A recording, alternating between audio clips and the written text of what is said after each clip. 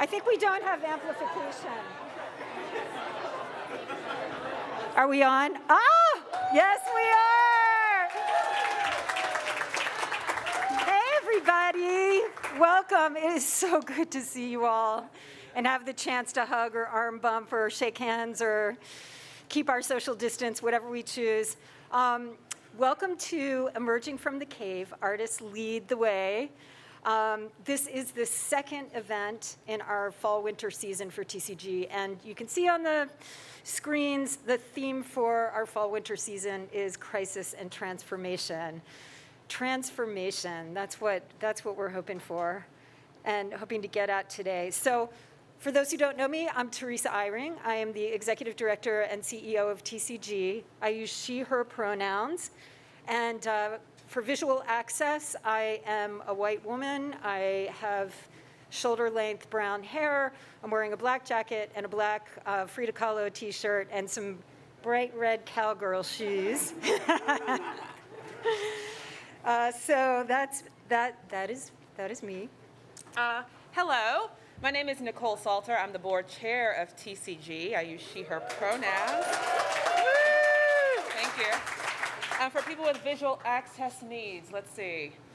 I am a tall, brown-skinned African-American woman with long, glorious locks, a fly fedora hat, and a sweater dress with thigh-high suede boots. So now I know that some of you may be thinking, A little cross-body. okay. She's the actor-playwright. Now, I know that some of you must be thinking, isn't it usually Teresa and Adrian who do the kickoff for these TCG events? And well, I'm sorry to say that Adrian actually cannot be here today, and our heart and mind goes out to him and his family. We had the wonderful idea that since this forum has Artists Lead the Way in the title, maybe we should, do that. And so, here I am, an artist helping to lead the way, and I'm very happy to share space with the dazzling collection of artists, executives, trustees, theater people, theater lovers in this room today. I miss y'all. Yes. Also, it's a joy to have so many people who are joining us via live stream. Hey. Yes. Hey. Hi. We just want to let you know we had limited capacity in part because of the ongoing pandemic, and in part because we knew that it would be difficult for many people to travel and be here with us today. But we wanted to make sure that as many people could participate as possible. We need your voices. There is a virtual participation toolkit on our website. So if you'd like to know more about how to participate live stream that way, please do. And because we're gathering amid the pandemic, and as we all know, the pandemic is not over, we need to take extra good care of each other. So while we're here at this forum space, please do not eat here or unmask. When you're in the dining corridor, please stay masked except when you're drinking or eating. We've also have a stash of the CDC recommended masks in case anyone feels like they need a new one, in case one breaks, or you just want to get extra coverage, that's fine. And we know that among us there are some immunocompromised folks, so we all want to keep everyone as safe as possible, so please honor these rules. Thank you, Nicole. Before we go any further, I just wanted to note that we had a last-minute cancellation of our ASL interpreters. So unfortunately, we don't have ASL in the room today, but for those who are tuning in live stream, there is live captioning or closed captions that you can access. We also have an on-site space for caregiver lactation needs and for anyone who just wants to take a minute in a quiet space during this time. You can ask any TCG staff member and they can help you access that room.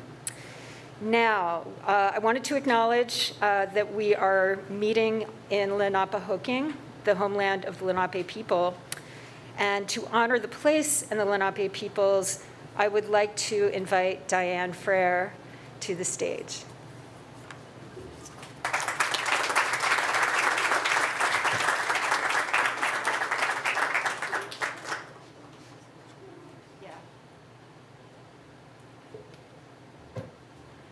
Good morning, everyone. Can everybody hear me okay?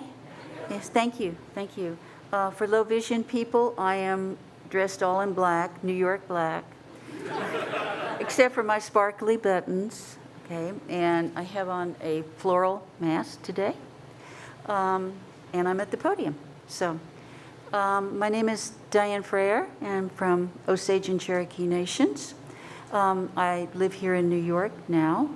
And I want to thank Teresa and Jesse and all the people from TCG who worked so hard to produce this event for us and bring all of us together. And the hope is that now we are here together and something really good will come out of this, because when the people want something, there's no stopping it. I am here today because I'm the founder and director of Amarinda, American Indian Artist, which is a Native multi-arts organization. We were founded in 1987, and we're still going strong. And of course, we produce Native theater. So I spoke with Teresa beforehand, and I want to ask all of you to at least consider standing in solidarity with us, that people do so-called land acknowledgement. And at Amarinda, as we reach out to others, we ask them to begin to at least consider, if not actually do this, to have people's acknowledgement, because Native people are not figures of the past. We have a living culture, and here with you now. And to talk about the land acknowledgement is a reflection upon the past, history, and it oftentimes distracts from the importance of supporting policies that affirm Native sovereignty and also are part of transcending the heartache and the suffering of the past and healing, so that we can all figure out how we're going to have a society that's good for all of us, for everybody. So we ask people to think about that, that the people's acknowledgement is so much more meaningful. I'd like to also introduce, let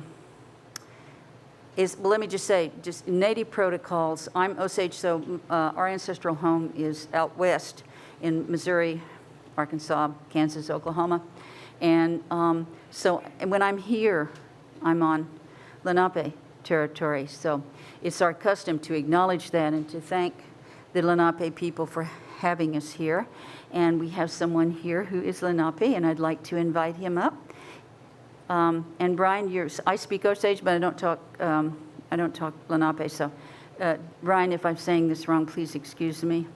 Opalania Tet. All right, I did it. Hooray. Okay. I'd like to invite who is a member of the Lenape people, of their one of their many groups, and I'd like to have him come up here. Are you?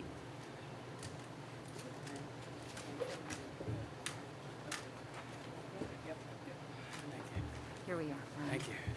And turn everything over to Ryan now. And thank you Good. for having us here. Thank you.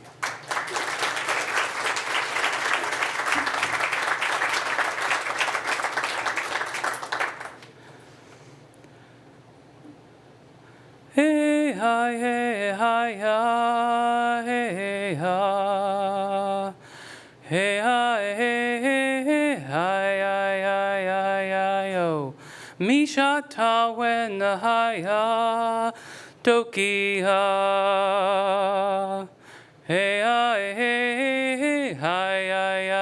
hi yo Misha ta when hi ya hey ha hey hi yo. Kwam Gamel Muhemo, greetings. I am Opalania Tet, also known as Ryan. I am founder and artistic director of Eagle Project. Yes, thank you. We are, to my knowledge, the only Lenape-led Native American performing arts company in Lenapehoking. And I certainly hope that that there will be more in the future. But in the spirit of what Diane was talking about and the people's acknowledgement and combining those things, the island we are currently standing on, Mannahatta, is part of the larger nation Lenapehoking, home of the Lenape. They are one of the nations of first contact with Europeans and one of the longest continuous democracies on earth. Now, this land belongs to the Creator, yet it was given to the Lenape to be stewards of. It was and continues to be their land to look after, as the many nations of Lenape-Hoking are still here. And while the Lenape have always welcomed people from all over the world to their shores, that invitation comes with the responsibility to treat everyone and everything on this land with respect. Now, one may ask themselves, why should we bother acknowledging whose land this is anyway? I'm busy. Time is money. Well, time can be measured in many different ways. Like, for instance, time can be measured in the thousands of years the Lenape have been here on this land, despite the physical, cultural, and environmental genocide that has taken place. And how did they survive all this time? Just one word: sustainability. This one word encapsulates the many factors that lead to a nation's survival. They include adaptation to the new cultures that come to one's shores, direct democracy, gender and racial equality, the neutralization of social class, preservation of one's environment, and remaining true to one's principles. These are the foundations of Lenape society, and thus are a part of the land we are on and the country we now call the United States of America. Now, the United States has only been here for approximately 250 years. And as stewards of this country, we should all ask ourselves, are we on a sustainable path that is compatible with the land and culture that we are the inheritors of? Wanishi, thank you for your time.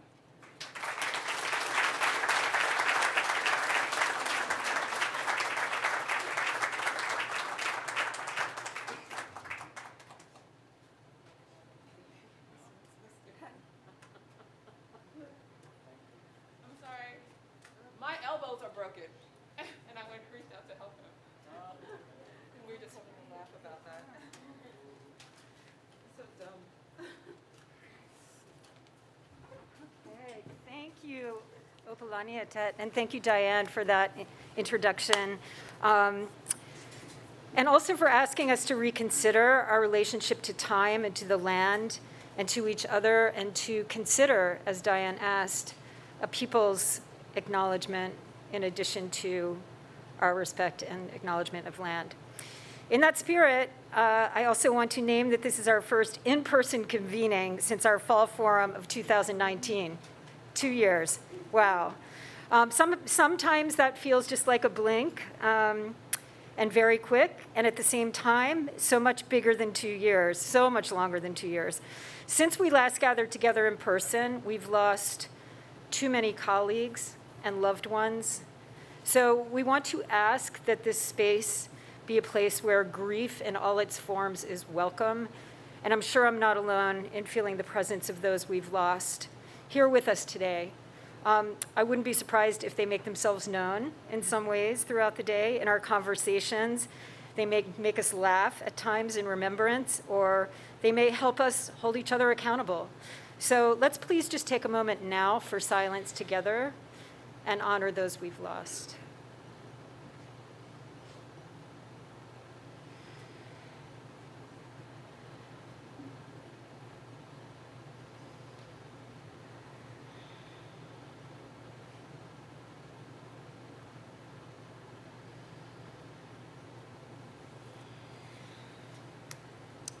Thank you, Teresa. Now, many things have changed since our last gathering, TCG among them. We have a new mission: to lead for a just and thriving theater ecology. And as part of our new strategic plan, we have committed to centering Black, Indigenous, people of color theaters led by and for people of the global majority in all of our programming. I'll say that again. As a part of our new strategic plan, we have committed to centering Black, Indigenous, people of color, and theaters led by and for the global majority in all of our programming. Yes.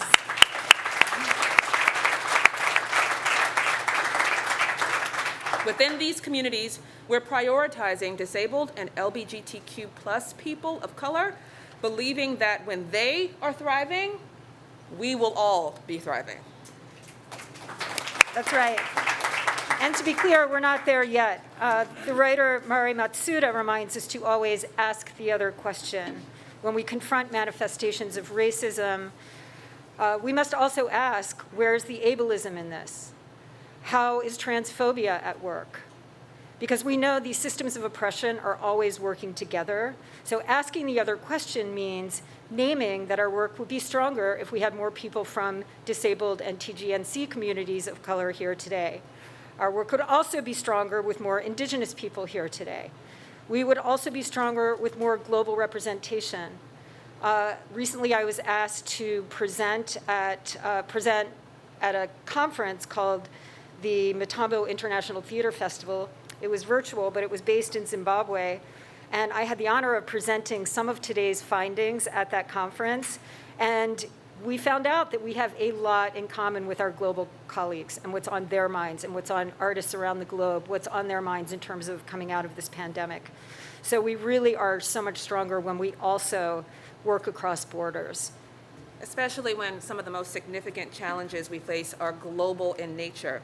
That's why on December 9th, we'll hold the next virtual summit in our fall-winter season, Climate Action in a Global Landscape. You are all welcome to attend.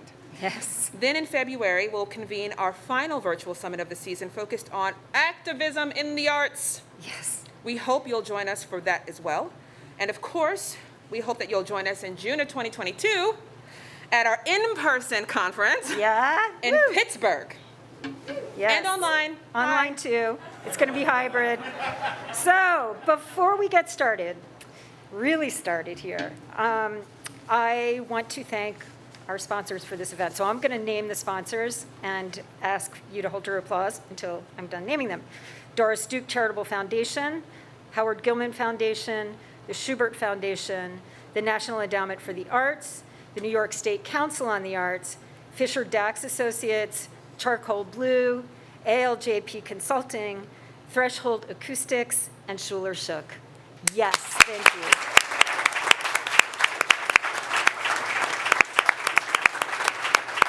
Thank you, sponsors.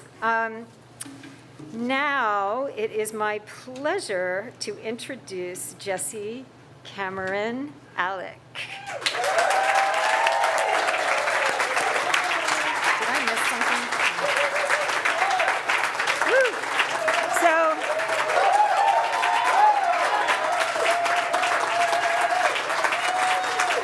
I see the beginnings of a standing, oh, okay. I just want to say a few things about Jesse before you come up here, Jesse. Jesse is so much fun to work with, let me just say that.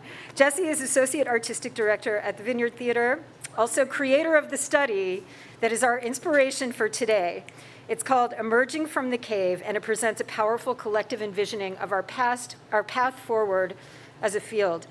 When Jesse brought the idea of a convening based on the study to us, we knew immediately it had to be a part of our fall-winter season. We've been just truly grateful, Jesse, for your trust in us, your vision, and for your partnership throughout this process. So please join me in welcoming Jesse to the podium.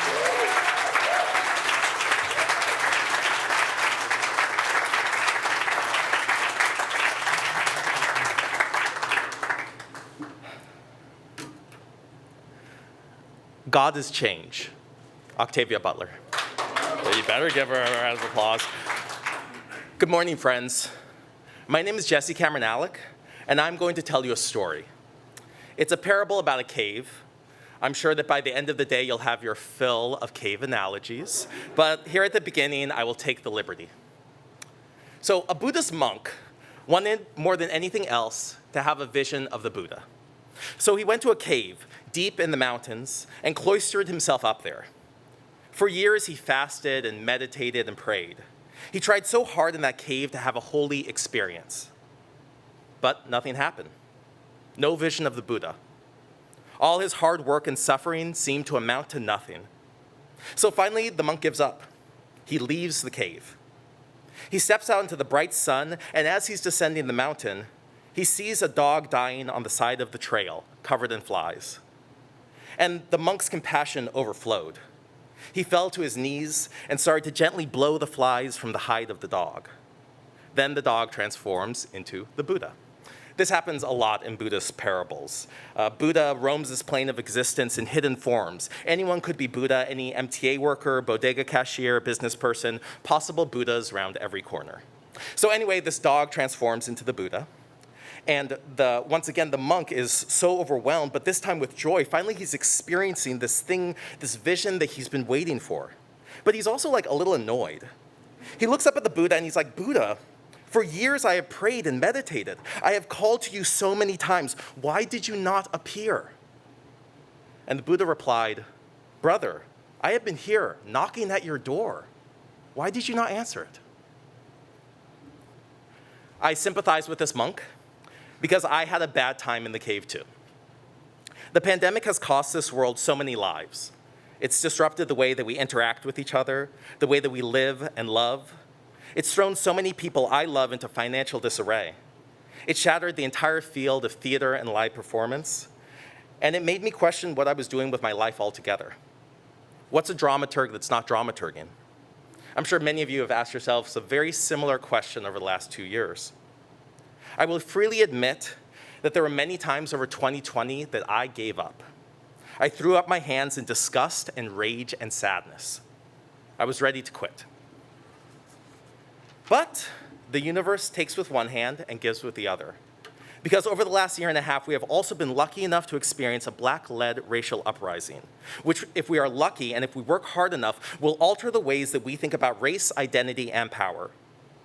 We have been made to face ourselves. Even as I was set in a wrestling match with the monster of my ego, I was also given time to remember myself, to remember one of my most important mantras, which is that there is no problem so big that we can't imagine our way out of it. The future exists, that's for certain. And the first step to getting there is to figure out what we want that future to be. This is all to say, as a very meandering way of introduction, that in the winter of 2020, I got myself to stop laying on my couch shaking like a leaf and decided to attempt to do something productive and happy-making instead. I stopped feeling defeated, frozen in stasis, and I began to truly focus my mind on what mattered. I started to gossip, which, as we all know, is the greatest skill a theater person can have. My study, Emerging from the Cave, was commissioned by Sundance Institute, and the assignment was to produce a 10-page report. That is not what happened. The project quickly took on a life all its own. The brilliant 76 people I spoke with offered such deep personal experiences and brilliant ideas that 150 pages later, I had a study that we all knew had to be released to the field at large. I wrote a new version of the study in presentation form, and then Zach Murphy created a film lecture form as well. Both of these forms were released in August 2021. Almost immediately after releasing the study, Teresa from TCG and I got into conversations about the next steps. This, in fact, is the next step. Gathering smart minds together to talk about our problems was always the goal. And thus, I've parent-trapped you all into an 11-month elaborate plan to hang out with me. So just to take a moment, I actually wanted to really give a heartfelt thanks to TCG for making this happen. TCG took the seed of my idea, found the right earth for it, coordinated rain and sunlight, worms for the synthesis, and grew that seed into a full-grown tree in just under 2 months, which is wild. Teresa, Amelia, Big, the experts of the day, Devin, Anne, everyone on your team, Zach and Fernando from my team, I am just so impressed by all of you and your work and your belief in change. What an honor. So, what does my study say? It's 150 pages, so I'll let you pore over it on your own. But to summarize its conclusions, my study suggested that there were 4 common themes that the people I interviewed pointed to that could help the field change. Those themes are collective leadership, holistic artist support, digital theater and hybrid futures, and field ideation. Please don't get me wrong, we have more than 4 problems, and we would need more solutions than just those 4. But the hypothesis presented in my study is if we start by pulling those 4 levers, we have the potential to jumpstart the metamorphosis that is already happening in the field. rediscover all of our vitality, create an industry with greater justice and equity, which will pave the way into our future. But maybe I'm wrong. Or perhaps I've not painted a complete enough picture yet. That's why it's so necessary that we are all here today. I got to interview 70-some people about their opinions, but it's impossible for any 70 people to really fully represent all the corners of our ecosystem. My study was a net thrown in the air to catch ideas of leaves. My vision for today is to begin to build a bigger net. We'll be starting out today by having a panel on field ideation in just one moment, and then it'll be followed by a community sharing moment where everyone will get the opportunity to share their experiences in the industry in the pre-pandemic times, over the pandemic, the rise of Black Lives Matter, and right now. Then we'll discuss leadership, artist support, and technology in groups. So these groups. There are 10 ideation groups with around 10 people in each of these groups, and you'll be in your group for the rest of the day. Each group will have 2 facilitators, and those facilitators will lead their group through 3 one-hour-long conversations, analyzing 3 themes of the study, and ideating around these themes to unearth solutions and ideas. These groups are going to function for us like think tanks, throwing ideas up into the air, kicking an idea around, finding another idea, and fiddling with that one too. The facilitators will ask for volunteer note takers, and these note takers will capture all the ideas offered. At the end of the day, all these notes will be delivered back to myself, my team, and TCG, where we will organize the data and deliver it all back to you before the end of the year. The goal will be to create a sort of manual for how to change, organize lists of all the ideas that came out of today, notations where there was great agreement on ideas, and suggestions for how institutions could implement some of these ideas and what ideas can be implemented by artists themselves. This document will then need to be discussed and analyzed by all of your local communities, as well as expanded upon and critiqued by all the thousands of people who aren't here with us today. But this encyclopedia of ideation will hopefully give us a place to start. Your job today is a very simple one, but it's not an easy one. Your job is to dream. I do not give you this assignment in a sentimental way, because I know how difficult this world makes dreaming. Over the past 2 years, it has often felt like folly to hope, to fantasize, to even plan for the future. And there are many obstacles to change. We all feel those pressures differently. Perhaps you're an artist and you believe that our leaders are holding us back. Perhaps you're a leader and you're under intense financial pressures of this moment. I hear you and I understand all of these obstacles. And I'd like to ask you to set them down for a moment. Today, I give you the gift of liberation, even if it's brief. I want you all to think, brainstorm, and dream today as if liberation is completely possible, as if freedom, in fact, is already approaching. I also want to give you the gift of liberating yourselves from performative consensus. I've gotten into more than one conversations with people at institutions about the intense pressure they have to present a united front around certain issues. And equally as often, I've had conversations with radicals and reformists who have talked to me about that same pressure that they feel to present agreement when faced with leadership as they fight for transformation. I want to give you all the gift of individuality today, the gift of nuance, the gift of learning how to disagree. Lastly, I want to acknowledge the fear that we all might fear in this moment. Budgetary fears, fears of retribution, fears of audiences, fears of donors, fears of new forms, fears of all these radical new ideas, fears of censorship, fears of compromise. Please remember that the imagination does not work under a cloud of fear. We are theater people, and imagination is literally all we have. Just like that monk in that parable, I couldn't possibly understand the world until I started to re-enter it, until I started that steep climb down the mountain and bore witness to the universe as it actually is. That's where we are right now, a moment full of terrifying opportunity. And I'm so happy to be here with you.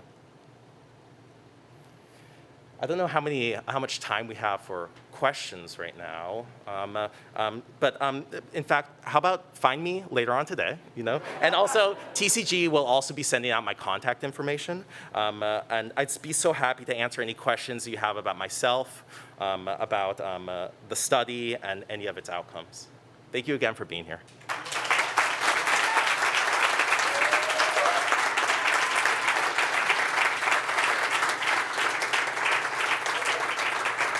So if I'm getting the order of the day right, I think next we have our ideation panel.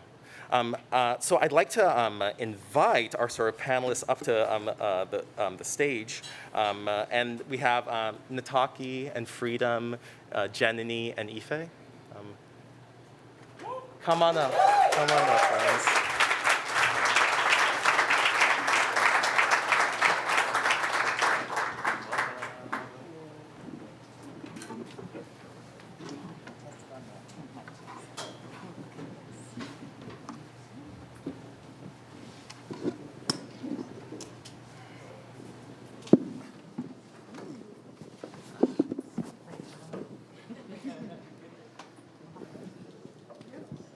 Thank you, Ife.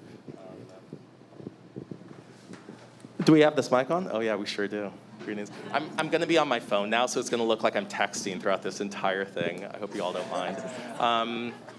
Hey, y'all, we need to talk. So the idea for our time on stage, friends, is to discuss the need that our field has to have spaces where we can have conversations and come up with ideas together. So to start out, I'm hoping that each of you can introduce yourselves, say your names and your pronouns, where you work, what you love, and perhaps you can talk just a little bit as way of introduction about your relationship to ideation, coming up with new ideas before the pandemic and during the pandemic. Would anyone like to go first? Oh, Ife, you're sitting right next to me, though. All right. Hi, I'm Ife Olujobi. Pronoun she or they, either one's cool. Just for visual reference, I'm a black femme with a weird mohawk, or I don't know, like mullet situation happening. Red jacket, black dress, black tights and shoes. Right, yes. I'm a playwright and also an editor. I feel like people ask me what I do. I say I write plays and make books.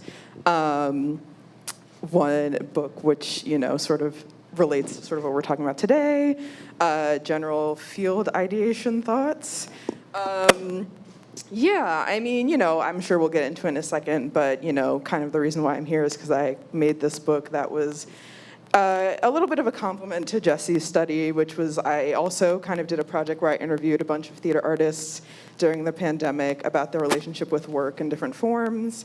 So kind of creative work, employment, more personal domestic care work, and then also this idea of doing the work of racial and social justice, and sort of put those interviews into a book. And yeah, I mean, I think generally that was a great exercise in just having individual conversations and then putting those conversations in conversation with each other, which I think was really great in terms of just realizing that there's a lot of things that we all feel really strongly about that I feel like we don't get to talk about to each other just because it feels like there's not really a workplace of theater. There's no sort of like central convening place other than like after the show we're talking, et cetera, gossiping as it were. And but by that point the work has already happened or is happening. And so doing this project and sort of participating in things like this is a really great opportunity to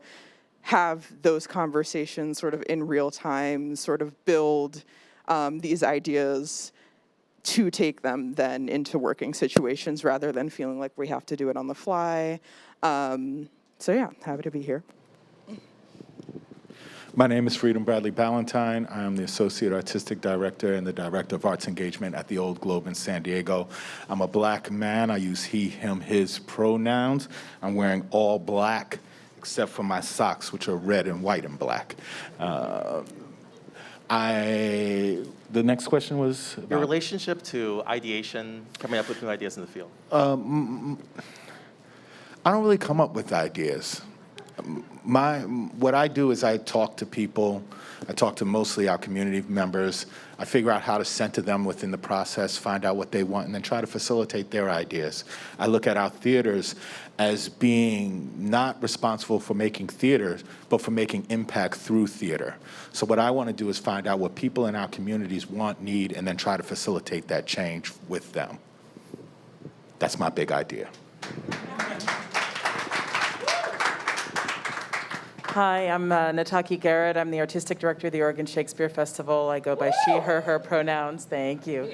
I am wearing a red stripy dress and It black is fabulous. underneath, and thank you, and some brass jewelry that was given to me by a really amazing artist friend of mine whose culture says that when you compliment an item, she hands it to you. And so there's kind of this something about that I think is meaningful to this next question, which is creating a space where that kind of generous action of handing something to you for acknowledging that it exists and it's a beautiful thing, or it could also be an ugly thing, you know, to be able to acknowledge what's happening. So around ideation, you know, I spent the last 18 months sitting in one direction in my office, in my home, which is also my daughter's daycare, focused on Zoom meetings, trying to buoy my organization as enough so that it could actually live and sustain itself. And in order to do that, to buoy the field, because we are not in this by ourselves. We are in this with everybody around us. And so when I think about ideation, I think about this moment of sort of generous exchange, when you acknowledge that something is necessary, and you have to give of yourself in this really generous way, and you have to use the tools that you have in order to receive something back. And so I feel like I spent also the last 18 months in this space of sort of give and receive and give and receive and give and receive, and looking for balance in that sort of ebb and flow once you figure out that what you're doing is actually receiving to give and giving to receive. There are a couple of really cool things that we were able to do at OSF out of this moment of exchange. You know, this digital work that we're doing, and you know, so I'm kind of like freedom in this idea that, you know, I create spaces so that the people who work around me can be geniuses and do their best work. I create spaces so that the artists who work around me can be geniuses and do their best work. And I don't require that best work be codified by some notion that I have about what's best and what's right and what's genius. I'm just trying to create space for the give and take. Mm-hmm. That's all.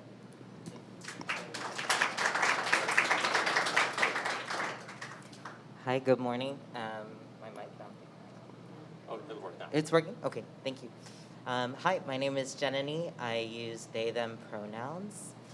I am a brown person with short black hair. I have a zip-up blue top, khaki slacks, and white sneakers on.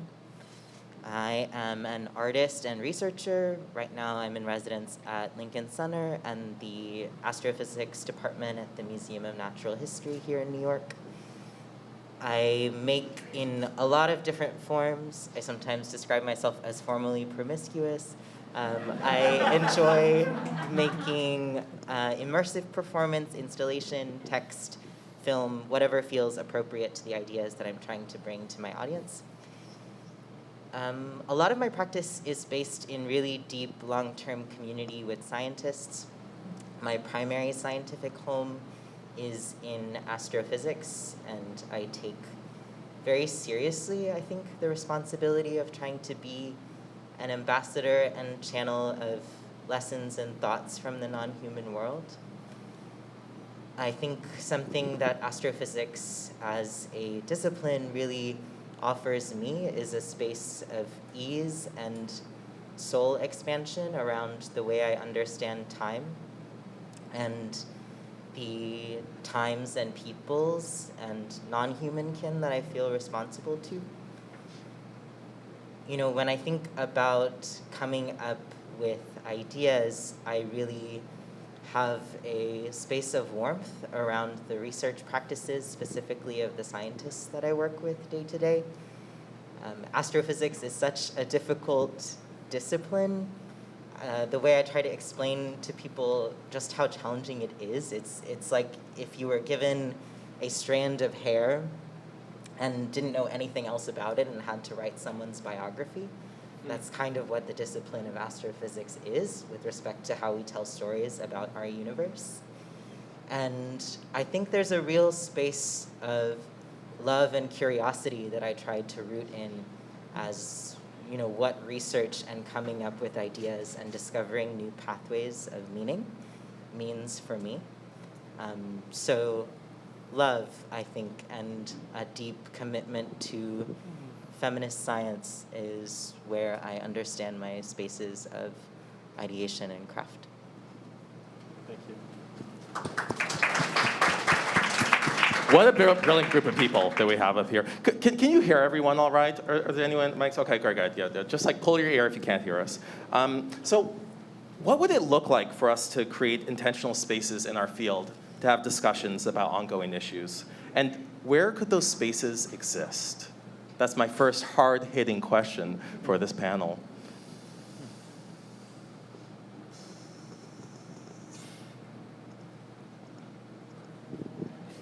I think that those spaces exist in our communities, and the best thing that theater can do is be a space to convene people from the communities in which we seek to serve. I think that that's the number one thing that we need to be doing, or that we could be doing, and figuring out how that we're bringing those folks together to tell stories, to share stories, to improve all of our communities. That's how I got into theater. I got in theater as a way to improve my community, not to really, put on shows. To just put on shows always felt to me to be a vapid experience. I wanted to know how I could make an impact using the tools of theater to make a change in society. I think on a very practical level, like I was saying, I think it's hard for people to gather and talk very honestly about a lot of issues that they feel like they're facing in the theater community because, right, there's no one central gathering place. Everybody's working on 17 different projects at the same time at many different places with many different other groups of people. And I think there's also a lot of fear about, retribution, about, getting that next job and sort of who you're working with. And obviously, as we know, right, there's a lot of gossiping in theater. There's sort of you don't want someone to say something bad about you, or et cetera, et cetera. So I think it's hard for people to feel like they can really say what's on their mind. A solution to that, I think it's, even in the conversations that I had with people, I think people were kind of remarkably honest with me because we were having a one-on-one conversation, and also because of just my position as just an artist friend type person, or people who didn't know me, but I think I can be kind of very unassuming in many contexts.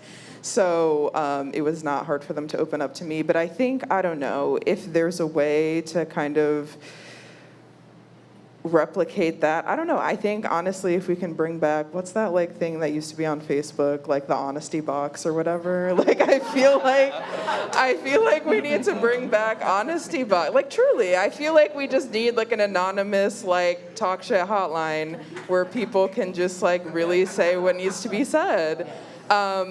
Because, even in forums like this, I think there's a certain veneer of okay, what should I say? What should I not say? Can I bring this up? But I think if people, I think we just need to create spaces where people really feel open, where they don't feel afraid, and where also they feel like their comments are actually working towards something constructive, and are being sort of considered seriously rather than just sort of talking. Although I think just talking is great. I'm very happy with the conversations that I had where people just are talking. That was a big part of it for me. But let's bring back I don't know, honesty box. That's my thought. Ife, just to plus one you for a second. In my study, I felt like people were really honest with me too. But I think it's because I'm sweet. It's because I feel like people weren't afraid of me, so just plus one. Yeah. But it was also, Jesse, you were one-on-one having conversations with people, and that lets people lower their guard. In a room full of other people, it can sometimes become performative. Either people hear stuff and they want to take it personally, and you have to kind of uncenter yourself and be like, they're not talking about me unless they're specifically talking about me. They're talking about my organization. They're talking about things that they've experienced, and it doesn't have anything to do with me, myself, but what I'm trying to do is create a change within there. So I'm hearing their information and then trying to distill it into an actionable item to then deal with. Yeah, I also think that it's about a level of complexity, though, because I think that because I think that the theaters, the institutions function on different levels. I think people in spaces function on different levels. I think conversations where honesty is necessary function on different levels. They come because of a circumstance. Like I remember in that conversation with you, Jesse, and I remember thinking like, I was sort of like just slightly enough underwater that I felt like I was drowning. And so the only thing I could do was like cough up what was happening, like what the truth was, right? So I think the circumstance was also a part of that. And I feel like, some people, some folks, some organizations, reflected during this last time, and I mean this crisis, and some people didn't. Some people completely had a completely different experience. I also think there's this idea of community too that I was like, yeah, it is in the community. It's weird that that's where I was born. I'm like, I'm in the theater because of people who were like, you should go do that, so that what we're going to do is we're going to give you as much energy as possible so that you can go pursue those things that are outside of this, right? And we're just going to all fold ourselves into that to make sure you can get to that thing, because we're going to just fold promise in you, right? So there's that part of the community. There's also that part of the community that like sort of like puts an anvil on your ankle and says, but try to rise. And so I think that the spaces for ideation are also about sort of moving beyond the circumstance, moving up the ladder beyond the circumstance that you're in. I think sometimes conversation and ideation comes out of desperation. And I think we should honor that, this idea that sometimes it's like, we got to come up with something, man, because this whole thing is about to explode. And then there are these other times where you have to kind of, be thoughtful enough not to be performative, to sort of give in to the truth and the honesty of a moment, and know that that's going to be enough. It may not be like the big sort of service of, people sort of having a moment of where they can signify that they recognize what you're saying, but it is complete and honest. Yeah. I think maybe the one thing I have to add is to make a space for a more intentional practice and play with futurism in the ways that we understand our institutional and community structures now. And within that kind of framework of futurism, be comfortable with impermanence as part of our planning process, and perhaps sunsetting some of our organizations as part of our way of moving into the kinds of futures that we want to see. That legacy is not always the thing to strive for, but maybe a kind of responsibility to a deeper, more ecologically resilient future.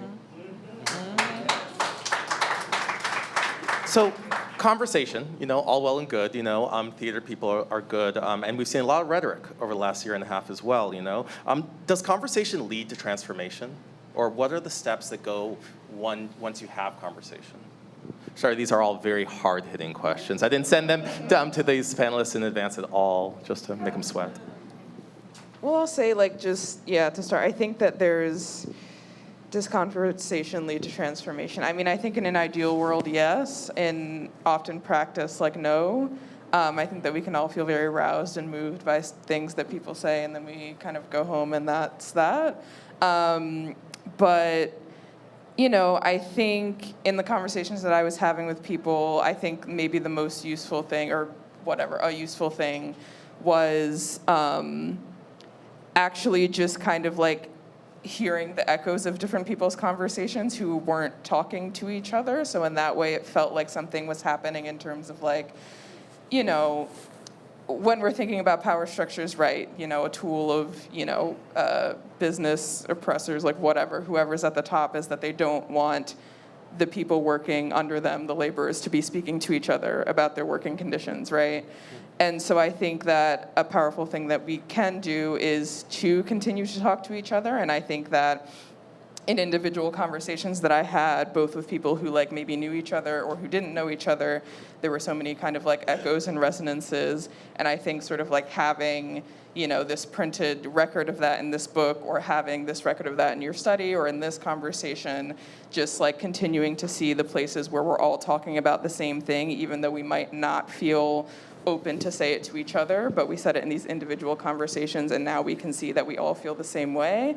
I feel like that maybe is the first step to change and to action, is to just, on the base level, realize that we are all, not always all, but, you know, in many cases, concerned about and wanting to affect change in the same areas. And even that, I think, is really fertile ground to stand on, because that's not always a given. I also, and I was just thinking about like the number of conversations that I was in this last year, where I also had a running conversation on a text thread that was sort of the antigen to the conversation that I was having, you know, or the non-conversation, where it actually wasn't real conversation, you know, where there were a group of people in a room who were talking about something and not necessarily doing the thing, right? In the meantime, this real conversation was happening over here in this other space on a text thread with the people who were like, yeah, okay, right, you said that, but that's not going to change, and these things aren't going to be different, and that's not, you know. So I think that the sort of open conversation was the inspiration for like when we get off this stupid like Zoom call, we're gonna step over here and actually do some real work, right? And so sometimes that conversation is a subversive conversation that's happening to the side. Sometimes it's just a series of complaints where you're like, can you believe that these people are over here talking about this shit that they're not really gonna do? Excuse my language, right? So I think. There is this idea of performative conversation, but I have actually been in some really meaningful exchanges while that performative conversation was happening. And the meaningful exchange was only possible because we were, first of all of us rolling our eyes at this other conversation, right? I also think like, you know, I run a like heavily super uber resourced theater. And like, and it's like I had to spend like this last year going, why should this thing exist? You know, I spent the whole year going like, what is this for, right? Because it was like I was at a blind date, and then there was a pandemic that happened in the middle of it, and I had to figure out how to save this theater, and I didn't even know their last name, you know what I mean? I didn't know what their mama looked like, right? Because I had just gotten to this place, right? And so I had to really kind of get to know this ginormous thing that takes up a lot of space. My theater takes up a lot of room. And I had to really kind of understand, like, is this a space for ideation and conversation? I don't know, right? So I had to, is it worth it? Do we need it? You know, so I spent a year asking that question. What I learned was, for now, perhaps because maybe we can start conversations from that platform. Maybe there's a way to connect to other people from that space. Maybe it is a space for ideation. And as soon as it stops becoming that, it should really never exist again. You know, because otherwise it becomes a kind of fortress to a really terrible history in which a lot of people have been ground down and ruined and destroyed. You know, so it can be used for something right now. It is a space for ideation now, and then when it's not, we should just move on. Janani, would you like to answer that? Because I'm really interested in what your answer would be as an astrophysicist. Conversation. Yeah, it's about this. I think something I try to think about is how to hold paradox in a generative way. And, you know, one kind of phrase that I think about often comes from the writer Dean Spade, about being fierce with the world but gentle with each other as we try to make change. And I guess I just have gratitude and affirmation that those change-making processes are really hard and frustrating, and that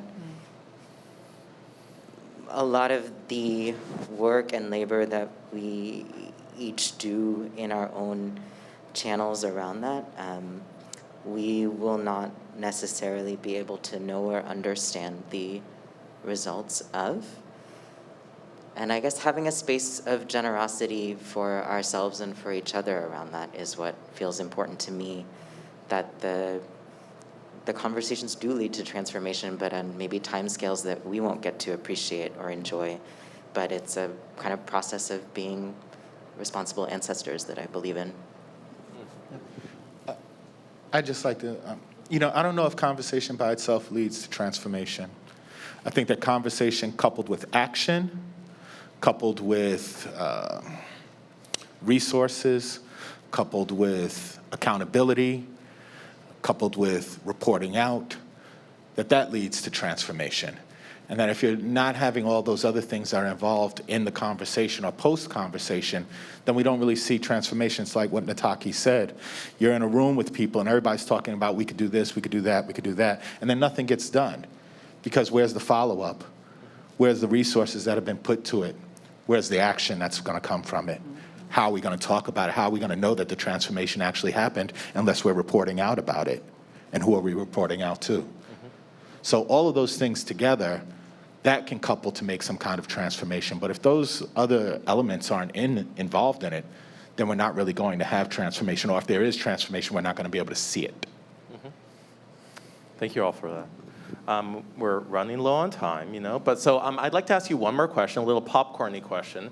If you could name the top 2 issues that you think right now could use field-wide conversation, what would those top 2 issues be? Climate change and fascism. Ooh. Knock me off my chair. Yes, thank you. Yeah. I think the American theater audience has to be dismantled and rearranged, and really we have to think about what it means when you say the American theater audience. All right, good. That's a good one. Thanks.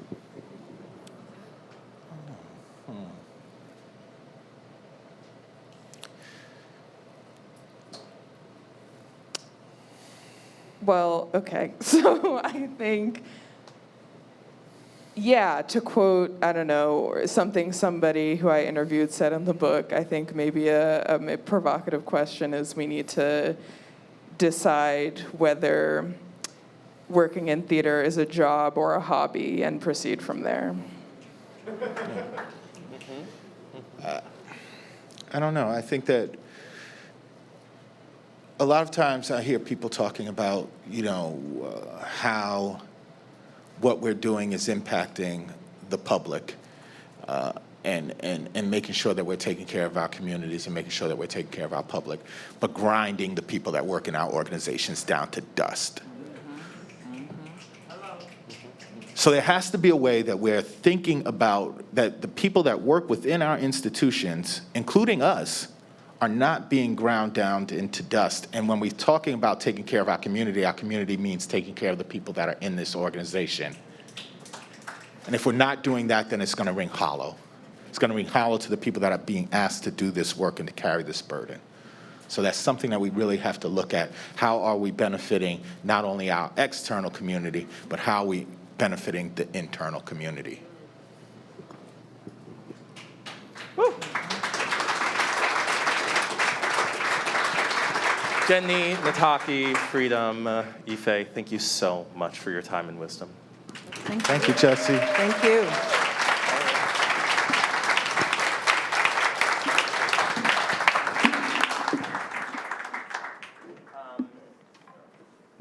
While you transition. Forget those stairs, Freedom. Next up, don't worry, this entire day won't just be me talking all day long. And in fact, right at this very moment, we're going to transition into something different. This next section is what we're calling the community sharing circle. And this is a practice that's a little bit different than a story circle for those of you who are familiar with that practice. This is going to be an attempt to reproduce an experience that I had when I was doing my interviews from emerging from the cave. It was one of the most powerful experiences that I had during the pandemic, and indeed, it's one that Fernando Gregorio is reproducing in an augmented reality form in the other room, which you'll see later. This is going to be the experience of listening. This entire study had one question at its root: how are you doing? Listening to the experiences of theater and live performance workers over the pandemic really opened my eyes about the world. So for this sharing moment, you are all the panelists. You are all invited to testify. There are mics in various corners of the room, and when you'd like to speak, you can get up if you are able, and if you're not able, please raise your hand and indicate to us, and someone, Devon's over there, and you can see her over there, she will bring a mic over to you. If a line begins to form behind a mic, please just wait until there's just 3 people behind the line before you join it. And also, in terms of these testimonials, please be mindful of the other people in the room who also might want to share, and please keep your testimonial down to just about 3 or 4 minutes. Here's some little prompts for you to get your brain working. Leaders, what did you struggle with during the pandemic? What are you struggling with right now? Artists, how did you survive this time period? What did you reflect upon about the before times? What experiences did you have in the before times that came into stark relief by our time in isolation? When were you able to show up for other people? When did you completely fail to show up for other people? I would truly love to hear from you. I've asked a few brave volunteers to kick us off. There are audience plants. Sheldon, Nisi, and Stephanie. And then after them, everyone else. The mic is yours.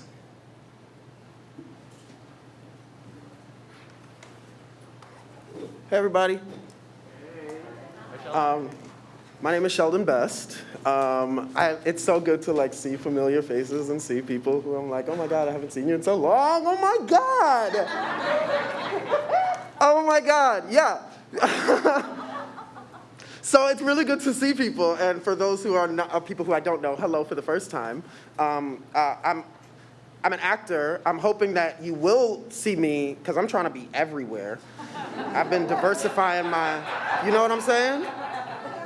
So when Jesse asked me to talk about kind of my story, my experience and stuff, I was like, I want to focus. There's a lot of story, but I'm going to focus on 2 particular years. 2014 being the first, pre-pandemic. It was an amazing year for me artistically. I started off the year in January with a lead role at the Atlantic Theater Company. Then I had a lead role of a Marcus Gardley play at the Foundry Theater. And then I had a lead role at the Classical Theater of Harlem. And then I had a lead role of a workshop production, which we did the full production of the next year, but we did a few performances of a workshop production of a Vampire Cowboys play. And then I had a lead role of a play at Lincoln Center, LCT3, it was an amazing year, artistically.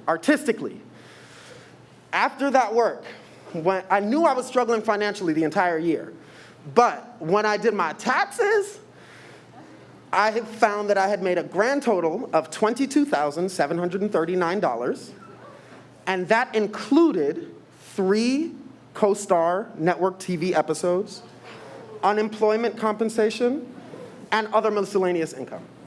So when you subtract all of that from those 5 plays that I did, I made $16,105.87. $16,105.87. I live in New York City, y'all. So what 2014 taught me was that a career in the theater is unsustainable and impossible. So I started to pull back. So 2015, I did 1 play. 2016, I did 1 play. 2017, I did no plays. 2018, I did 2. 2019, I did none. 2020, I was in Hot Wing King when the pandemic hit. So I've very much not been able to take on as much theater work because of the financial reality of what it looks like when I take on more. But then, so a couple years after 2014, I'm working at another off-Broadway theater company. By the way, I say all this, I was living my dream. And then I woke up to the reality of what that meant financially. But I was so grateful. I was working at institutions that I wanted to work at for years. I was working with people I wanted to work with for years. A couple of years later, I'm doing another play at another great theater that I wanted to work at for years. And I'm making $676 a week before taxes and commission. And what the lesson that and I witnessed several things during this play. One thing that I witnessed was one of my fellow castmates would pack their lunch every single day. And if they didn't pack their lunch, they didn't eat. I witnessed a castmate try to buy a single ticket for the show that we were in, and their card was declined. So it was,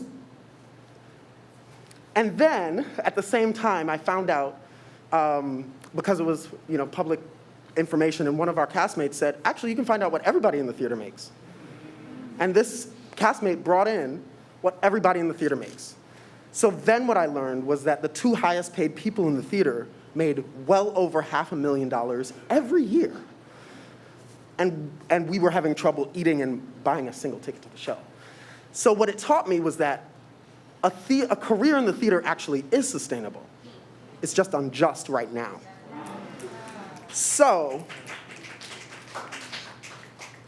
let me be clear, I'm not mad at people making a lot of money doing what they love. That's what I'm trying to do too. I want everybody to be able to do that.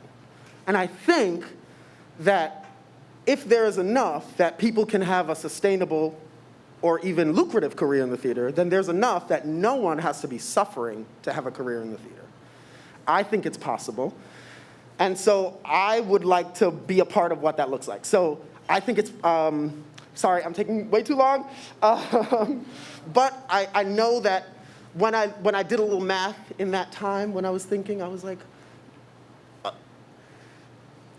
I could have been making a livable wage. Everybody in the cast actually could have gotten a $225 per week raise for the entire contract on 1 week's salary of either of those two highest paid employees. So it's possible if we create ideas around how to do it. I don't know what all those ideas are. I have some ideas. I feel like adding consultancy fees, because we bring in a lot of work outside of what we do in our hours of performing. Tying the lowest paid employee to the highest paid employee's salary. Maybe fundraising based on the fact that your theater pays a livable wage rather than the required union minimums, and saying we're the first theater to have done that. We're not the first theater to have done that, but we do it better. We raise more money. I don't know what the ideas are, but I know that right now it is unsustainable. Well, no, it is unjust. And it could be sustainable for everyone. And there's a way to make it happen, and I feel like I want to be a part of making that happen, because what I see in the absence of that is myself pulling away because I can't. And I hate that, because I want to live my dream. So, thank you for listening to me.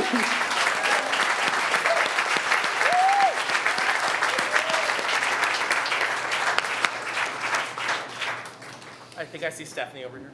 Yeah. Hey, Sheldon. +1.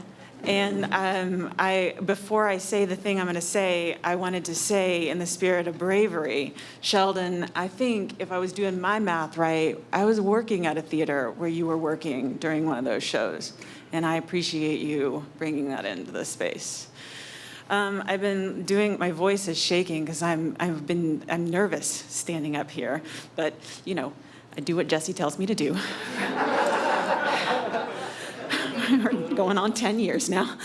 The reason I'm nervous is because I've been listening to my colleagues and looking at all of you and thinking that the work that we do requires a level of vulnerability that I don't believe we fully embrace, and I don't believe we created the conditions to feel safe engaging with. Even as I stand with you today, I'm looking out at all of you, and I am aware of my positional power that is relatively new to me, but it is still positional power as the artistic director of a major regional theater. And I think to myself, fuck, I am part of the system. I am at the top of the structure, within a structure that I live not at the top of. And I'm a person, and I work with people. My organization is not an organization, it's a group of people. Which brings me to, I guess, this thing about vulnerability. Where's my friend Freedom? I love you. I want to challenge this thing about taking it personally. I want to start to pick at that because there is something that gets told to me often, don't take it personally, it's not personal. And to me, I've been thinking about this for the last couple of days. It feels like a form of gaslighting. Because this shit is personal. We just heard the personal impact of our decisions. Now, there are structures that are operating within us and on top of us. Those structures, fuck them. Let's tear them down, but let's make it personal over and over and over again. And I share that in the spirit of vulnerability, in the spirit of an artistic director who has done harm, who has stepped on feet, who has received harm from some of the people who are supposed to be standing with me, right? From artists, from colleagues, from mentors. So I wonder if we move through this day with not just compassion, but like there's something in vulnerability. I looked up the definition and it's supposed to mean like weakness. It's supposed to mean that there is something unstable about a vulnerable position. And I want to flip that script just for the day and offer that idea that vulnerability might mean strength, and that vulnerability might create the space for ideation instead of the armor that facilitates rigidity. That's my offering. Thanks, y'all.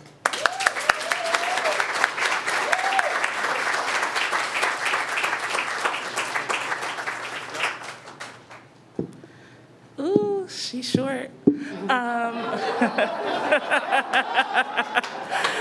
So Jesse asked me to say some stuff, and I was like, yeah. And then I was like, Jesse, what's the prompts? Jesse never responded. And I want to be honest about that because if you're feeling nervous about getting on the mic, know that I, too, have no idea what I'm about to say. But Jesse, can you repeat that question about failure? The question about failure, I mean, the specific question that I mentioned about failure is when did you fail to show up during this sort of time period? Or when did you show up? Or what was your experience that you want to share? Thank you. This is great because I really latched onto that word and I've been thinking about it a lot. And I really have been thinking about how over the pandemic, folks have been moving a lot out of fear than out of an abundance, out of scarcity outside of abundance. And a lot of the changes that we have been seeing is because our society has been pushed to the brink.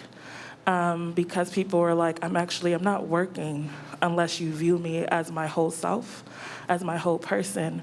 And if the fact that we got to that point, I believe, is a failure of community, is a failure of care, and a failure of community care.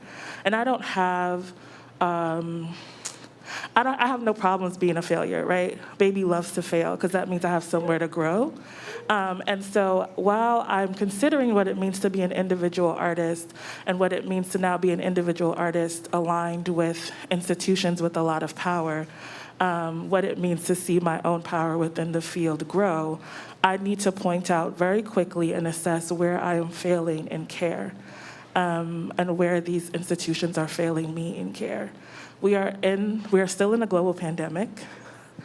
Nothing has changed really from a year and a half ago, except now we have a lot of people with a lot of health conditions. We have a lot of people who are tired, like exhausted, and no one is saying, hey, let me offer you a voucher for a cab, or can I make sure that I get you a gift card to this place because I'm making you leave your home where you've been situated for almost 2 years. There's a lot of things that we can do very quickly that can show folks that we're actually moving in that gap for them. What are those small acts of care? What are those small acts of revolution to say that we are not going to do the same thing? And that's what I've been thinking about. That's what my offering is. What are those small acts of radical change? Because ideation is such a beautiful thing. But actually, we need to move quickly because I've been waiting. I've been waiting for y'all to get your shit together. And if I can do it, if my colleagues can do it, and we have next to nothing, I know y'all can do it. This is not new work, right? The only difference is y'all are operating within institutions a lot of the time that has some resources and has some access to opportunities.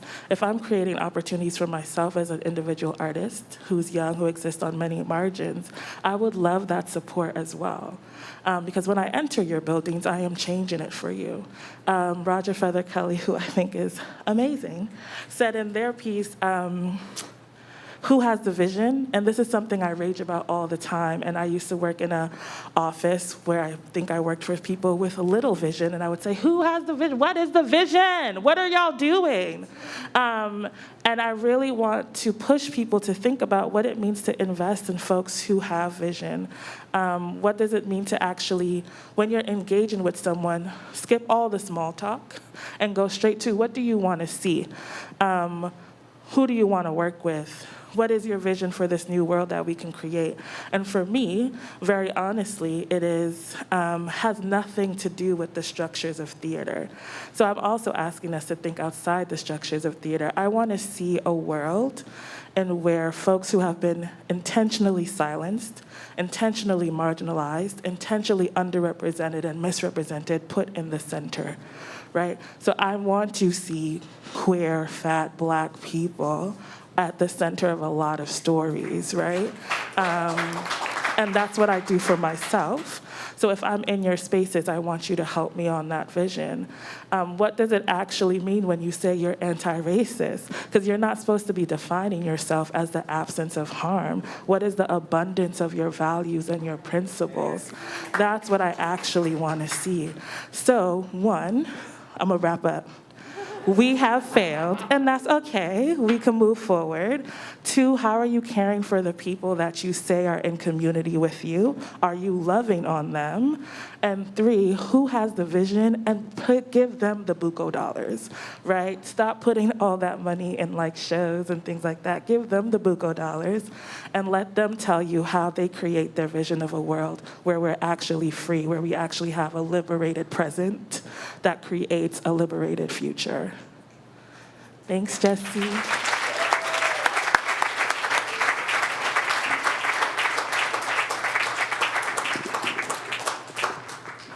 Right over here, I see. Hi. Hi.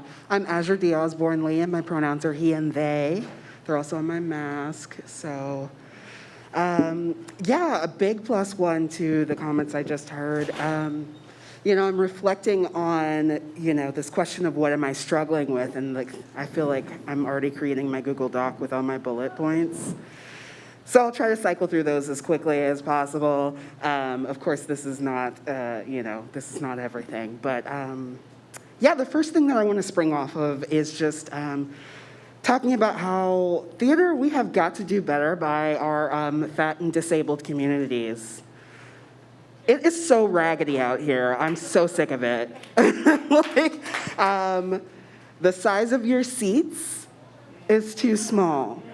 You have no information about the size of your seats, whether or not they have arms for accessibility.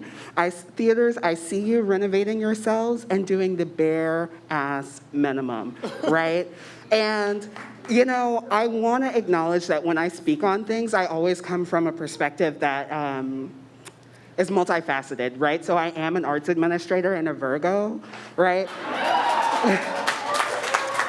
As well as a creative spirit, writer, like, you know, I kind of do everything but deep tech, right? So I think that people make these assumptions, you know, when demands are made that people don't understand how organizations function, and I just want to be clear that that is not the case at all, right?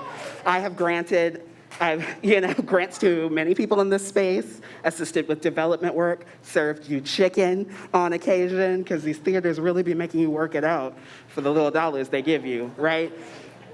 And I want to say that the bare minimum is not okay any longer for any level of humanity, right? We have to invite ourselves to re-examine what the spirit and the values of our work are, right? What are the values of our organizations if they exist? What are our personal ethics and morals? And how do we make sure that we're in alignment with those, right? So when we're paying people, when we're arguing with people via email, when we're interacting with people in person, always returning to that, am I in alignment with my values, right? Yeah, I can't speak on this enough. Capitalism is based on this idea that like we get away with as much as we can, right? And so we gotta stop trying to get away with stuff, right? I see you, you know, it's really obvious. So that being said, accessibility notes, right? Make those improvements now, right? Not when somebody requires you to, not when the city is like, oh, we're gonna sue you now or whatever, right? The same way that MTA will renovate a whole station and not put an elevator in theaters, same thing. Producers, stop producing in spaces that aren't accessible. It's that simple, right? If you stop producing there, they'll make the changes, right? Artists, speak up. If and when you're programmed, right, you're given a certain amount of power. And I know we're all in our feelings about it. People are afraid, et cetera. But if you don't speak up and say, actually, this is a problem, they're going to get away with whatever they can get away with, right? Which includes forgetfulness and ignorance, right?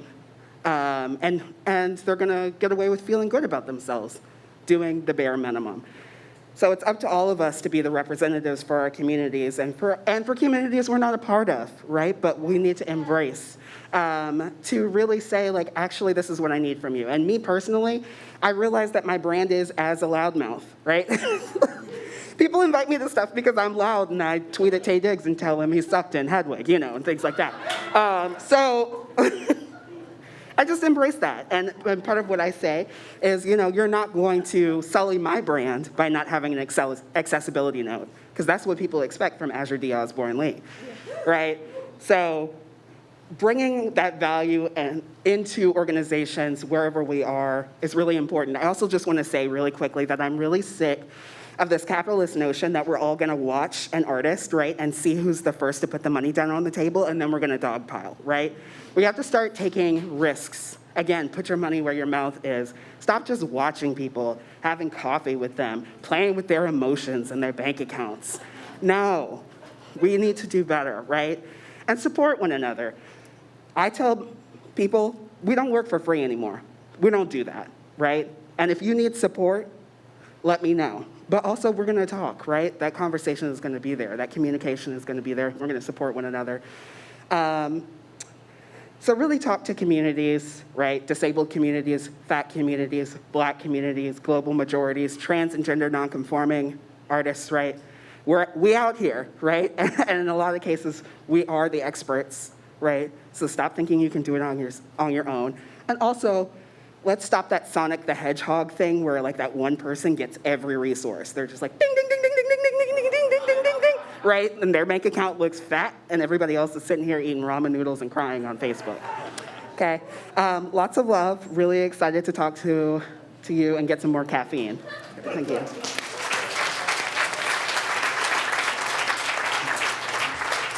Kelly, yeah, please.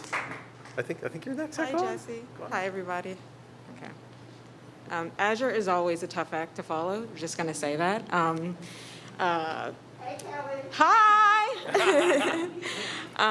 Stephanie, I too am shaking and nervous, but I am trying to be a part of the solution and jump up here and say my thing. So my name is Kelly Gerrard. I'm a playwright and a producer. I founded a little festival called the Fire This Time Festival about 13 years ago. And as of 5 weeks ago, I'm the director of new works at the Apollo Theater. Yes.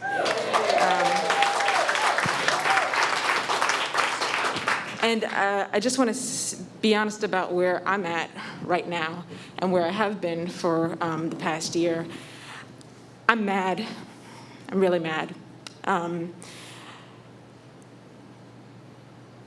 I was able to pull off something amazing in the past year. And I got the first anthology of my festival published. And there are about 75 Black playwrights who have come through the Fire This Time Festival, probably more than that when you add all the programs. I could only put 25 into this anthology. And when I said, hey, community, look at this wonderful thing we did, I swiftly received a response that said, fuck you. And I don't say this, I'm not telling this story for anybody to give me sympathy. I'm telling this story because the trauma of BIPOC artists and the scarcity and the rejection is real. It is real. And last year, when there was an outpouring of rage, and this is what we need to do, and this is what we need to change, and I'm looking at people in this room right now who 13 years ago were doing it. The Movement Theater Company, New Black Fest, Harlem 9, all of these people have been doing it. And all of a sudden, everyone was saying, how do we make it change? We're asking ourselves to create models for something that people with limited resources, second, third, fourth jobs, have been doing voluntarily for years.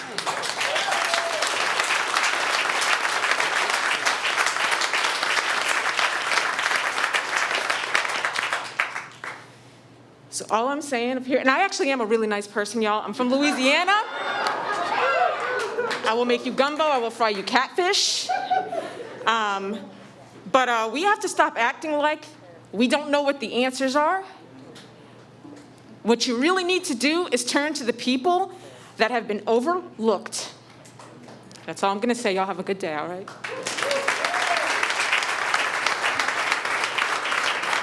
Thank you so much. Anyone else with the mic? Oh, hi. Hi, Maya. Yeah, Oh, there's a whole queue. because we have a Is this lovely line set over of here? chairs over here that people Great. can enjoy as they wait. Hi, everybody. My name is Maya Davis. I want to share a story that is in conversation with a lot of things that people have said today, and part of the reason why I was so excited to attend this event is a conversation around leadership, right? Different models of leadership. So I'm going to share a story that I try to share as often as I can about an experience I had also pre-pandemic.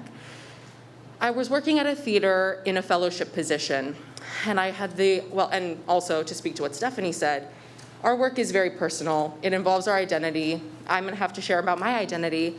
I'm a very light-skinned, Black, biracial woman, okay? That is like my pride. And, and I got the chance to work on an amazing, unapologetically Black show about Black beauty, written by a Black woman, all Black women working in the cast, directed by a Black woman, choreographed by Raja, who we all know and love. And for this production, there was a disagreement, there was a bad relationship between the director and the playwright immediately. In my assisting role, I identified this. This was made known to me on the third day of rehearsal. And I immediately reached out to the artistic leadership of this theater, and I said, hey, SOS, this is a problem. This is a new play. There's not trust in the room. What do we want to do in order to try to resolve that and build trust? That administration had no people of color. There were no people of color in that administration at all, above a fellowship level. So those of us who were there temporarily and part-time. The artistic leadership of this company came and did what we were talking about in this panel with conversation that, as Freedom said, did not contain action, as like that sort of therapy practice that we do sometimes, where someone came and heard out somebody, but not the whole team, not the two people even between whom there was conflict, just one, and did nothing. And I stayed with the production, and I did my best to try to create trust between people, between myself and anyone, to build a strong show. And it was a rough time.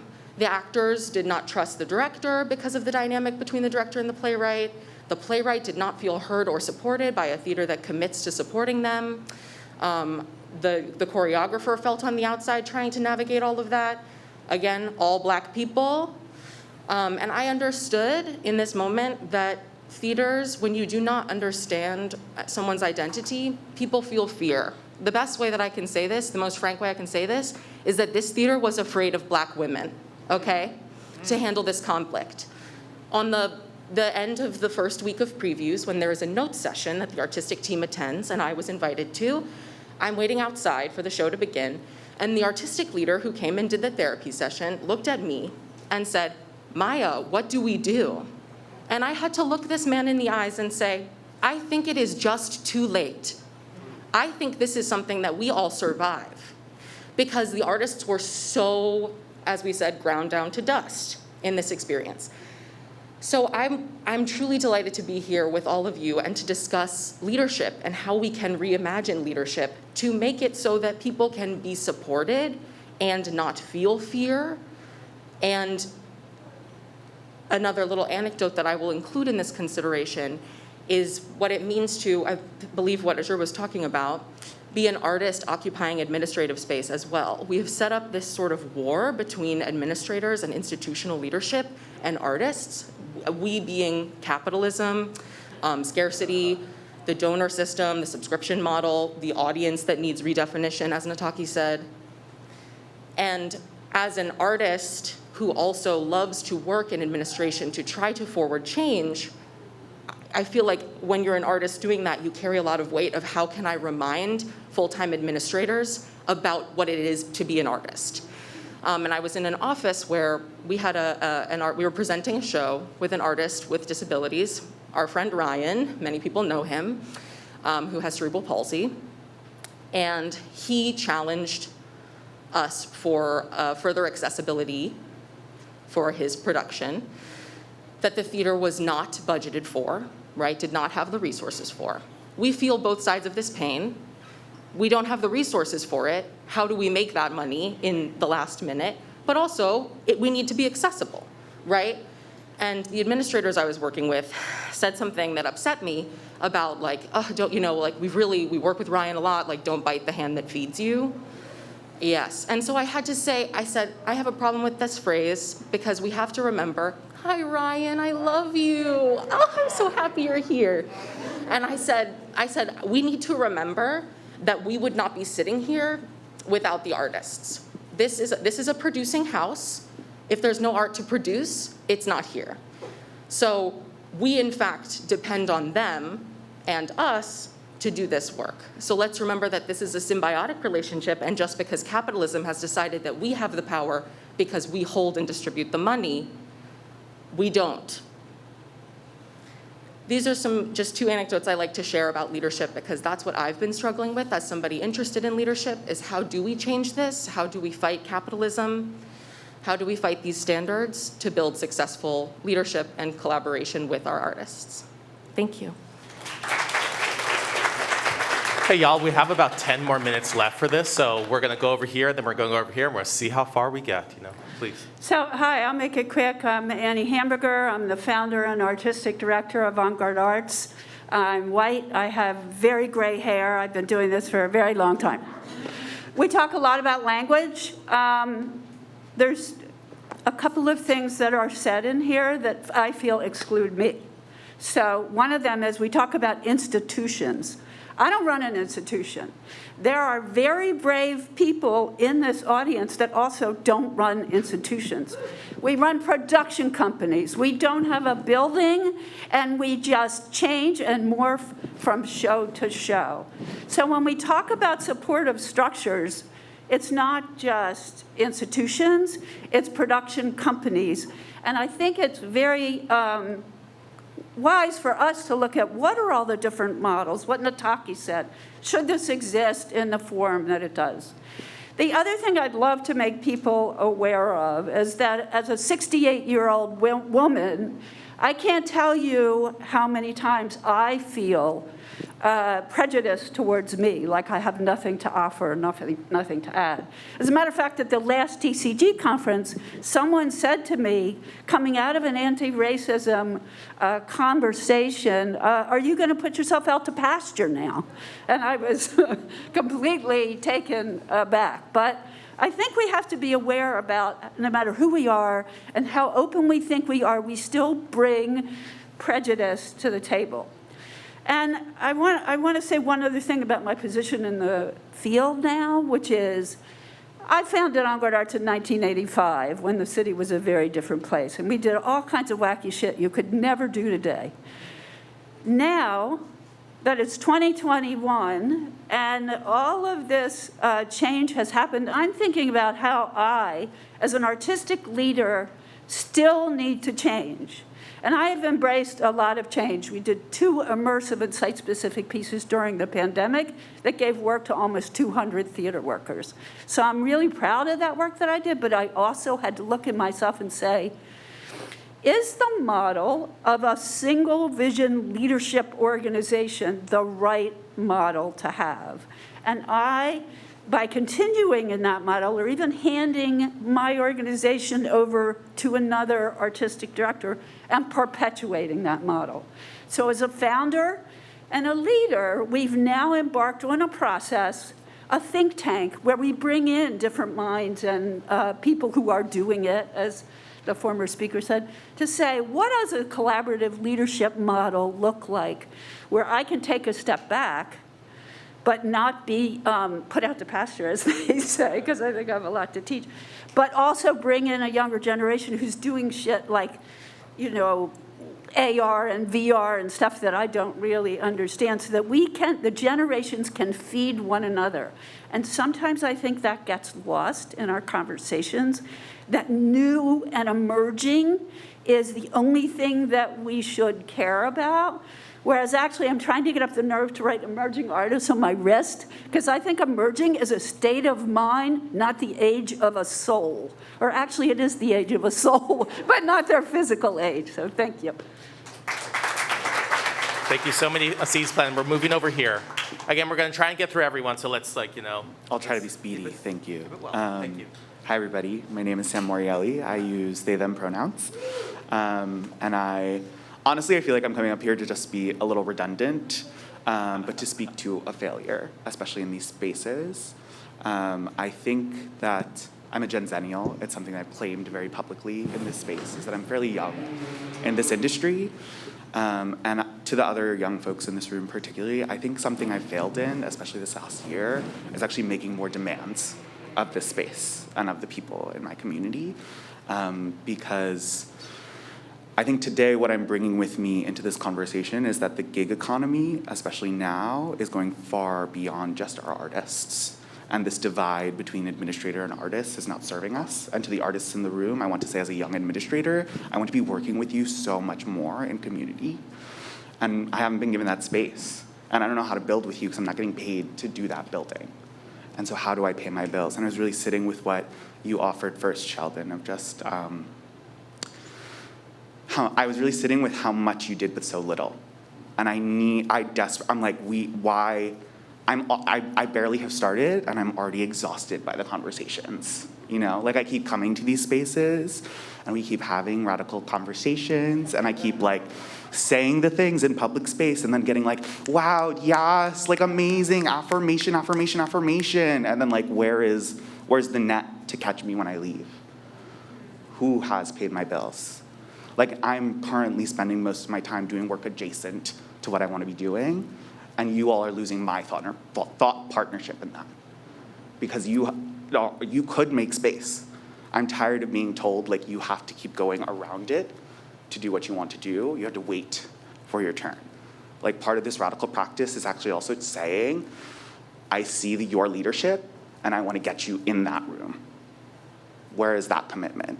Because it is possible. Again, going back to this idea of how little you were making, Sheldon, and how much you did. I also come from a very poor background. I've made not much money over these past years. This year, I've made the most money, and now I'm able to support my family.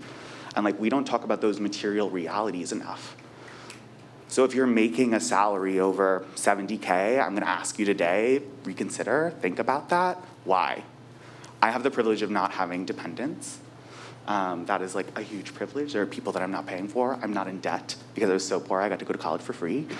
And those are things that people in my generation don't have.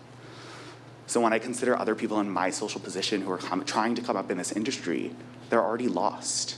And if I'm this exhausted in this very visible space where I'm here, I've been here, lots of y'all know me, and I'm so grateful that you finally get to see me in person and see how 6 foot energy, 5'7" tall I am. But if I'm this visible and I'm still struggling this hard and this much, what about all the others? That is my question to the room. And I just think that like, to really make it clear and to also ask folks in my generation, like, when do we stop and when do we leave and just let the things stagnate? Because sometimes I think they need to just be stagnant. That's where I'll end my thought. Thank you. Hello. Oh gosh, this is so amazing to be in this space with everyone here. So my name is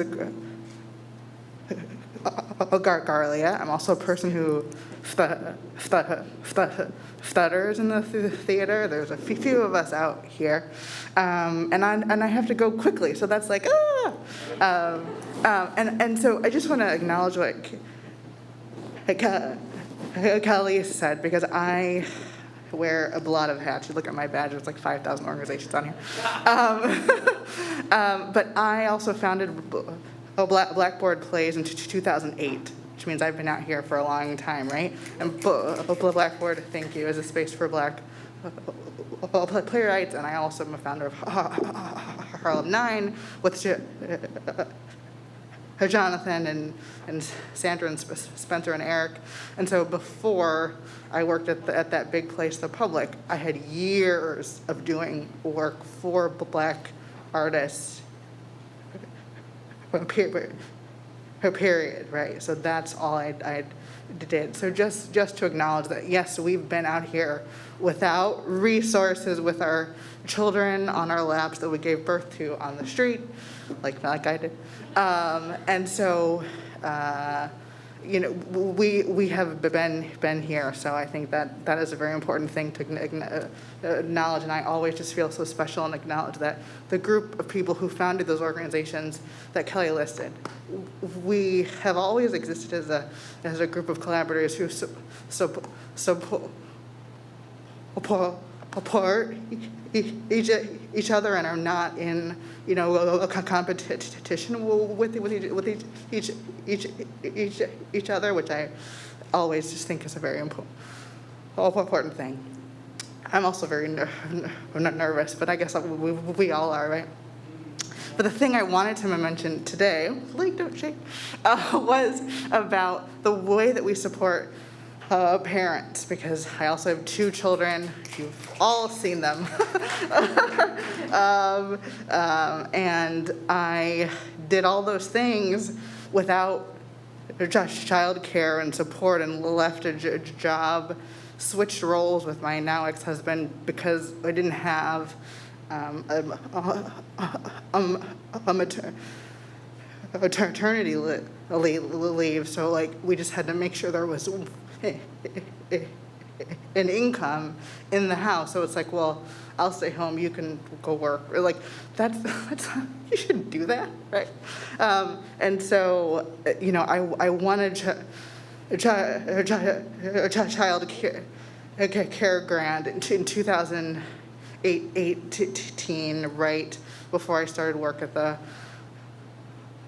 Public, and I won that through through a PAL, the Parent Artist Advocacy League, which many of you heard of. I'm also part of PAL. But that child care grant got me through 2 weeks of my first full-time job with healthcare and all the big things, right? I was like 36 at the time, I think.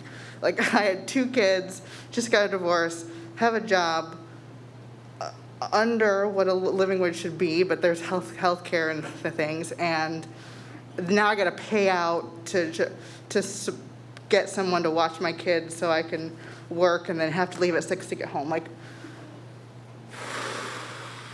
just think about, when you just shared about finances, we don't want to go into what that is, right? And so I think something that happened for me during the pandemic was I showed up for my self. I was in a very personal, not good situation. And so because of the support of my theater community and my ability to apply for a lot of grants and things, I was able to get out of that situation. But I did that at the same time as producing a digital festival with Nataki and Pal and a lot of other Black parents. Did at the same time as producing Harlem 9's 10th anniversary, like doing all these things on top of, because creating the art was still very important. But the way that we show up for our parents has to change, because we need to thrive and take care of our kids, not just make all the ends meet, pay the sitter, and then have $1. You know what I mean? Those are all very important, because we can't, it is it's not impossible, but it's very challenging to create all the ideas that we have. And when you're thinking about all the other things, and all of us know that, right? We always challenge that but we just that's a very important thing that I think we need to think about going forward. So, thank you. I think we have time for just 1 or 2 more, so I'm going to pass over here. Sure, and I'm happy not to go. I want to see my sister over there go. So my name is Marique Jensen. I'm an artist and a consultant and an activist, community organizer. I just wanted to reframe that question for a second to say that actually I think for a lot of communities that I'm close to, that I have membership in, I think that we're thriving. And so and the communities I'm talking about are trans women of color. I think that for a lot of my sisters and myself, and I'm a light-skinned, multiracial trans woman of color too, the pandemic has actually been really positive for a lot of us. It has gotten us paid. It's allowed us the opportunity to work from home for the first time. Masks have been a safety mechanism that have allowed us to go through the world without being called things. It has allowed us to take time to heal and cope with PTSD and trauma, and it's allowed us also to take that time to figure out what we want to do moving forward. A lot of us took time off to do surgeries and to do work on ourselves. So I just want to say, I think that conversation sometimes about COVID and the pandemic is so it's assuming that people don't have the resiliency or survival skills already in them. And I think for not just trans women of color, but I think if you're somebody who's gone through a lot of shit and you have survival skills, you actually might have found yourself being oh, I got this. For the first time, everybody else is trying to cope, and I'm oh my God, I feel normal, right? This makes sense. So I just wanted to say that, and not also lose sight of the fact that for a lot of my sisters and I, and I run a Midwest trans youth organization, I'm based in Seattle, we also got grants for the first time. So we were getting funding. We were having grants opened up and pools opened up that were actually uplifting and supporting trans women of color. That never happened before.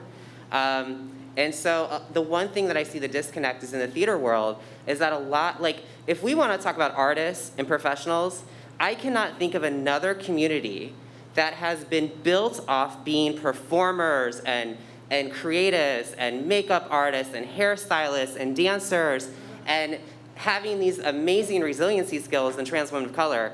And I never see us in spaces or rarely see us in spaces. And I think I just want to say, like, I want to see the dolls in leadership positions. I want to see the girls running it, right? So we like Pose and we like some of the, like some of those very notable, amazing women, but there's so many more. And I just wanted to note that. The other thing I just wanted to say really, really quickly was that I think there has to be a conversation really specific about white women in leadership and their relationship with women of color. I think that we really need to talk about the ways that theaters and nonprofits and social work have been built off the reality that white women got into this work to save, to colonize, and to shape these communities that they thought basically, needed help or needed support, or they did it because they had free time. And so my challenge is, so we're all white people, right? But so specifically to white women, is that if you're in a leadership position, thinking about the ways you shaped and created a culture in the theaters, right? Thinking about the fact that no matter whether you're running an actual company or you're doing it from your home, you are in fact running an institution. You are in fact having structural systemic support behind you and financial support behind you that gets you to go where you are. And thinking about the culture that's been created that's really harmful for all people of color, but specifically for women of color in those positions. I say that to say, I'm one of the newest board members of TCG, so I'm so excited to be here. I'm not in the theater world, so I'm a little odd man, well not man, but I'm a little odd person out on that, so I'm excited to be there. And these are conversations that I will continue to bring to the board, and I'm looking for TCG itself to be shaping and moving into different directions. So thanks for having me. Queen Jean, you got 2 minutes. You want to bring us home? Oh, hello. Well, I'm going to pray for the spirit of swiftness to fall over me. Hello. Good afternoon. It's about afternoon, right? Almost. It's approaching noon.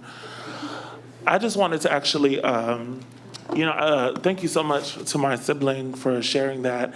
I wasn't even going to speak on this, but actually, now I will. I think that the experiences for transgender people actually, while I think there has been great positives that have come out of COVID, I just actually want to share that there's also been a lot of travesty. Last year in 2020, it was the highest year, over 54 transgender people killed, accounting to 1 trans person killed a week. And this year of 2021, we are still on the record for it being the most dangerous year for transgender people being killed. I work a lot with young trans people who have actually been pushed out, displaced, have not actually been able to find work, because when we show up in our fullness, you think that we're a joke. When we show up with our fullness, you won't allow us to use the restroom, right? Because then your privilege and fragility actually comes into question. So I think that the experiences are, as we know, not a monolith, but I still support and I want that to change. But it's not going to change, and I think for me that comes to my point. I've been hearing so much the past 18, 20, months about change. But the reality is, are we really trying to change? Let's really be honest. Have y'all seen change? I know we all want the change, but have we seen it? I think it is so peculiar that in this moment, after a quite tumultuous year, a year of awakening, we are still struggling as a united global front to say Black Lives Matter. We are still living in a country, a free country, where literally 70 years ago, we all could not sit in this room. So do not let me be disillusioned by change. We will not be in this room saying that we want change. But when is it coming?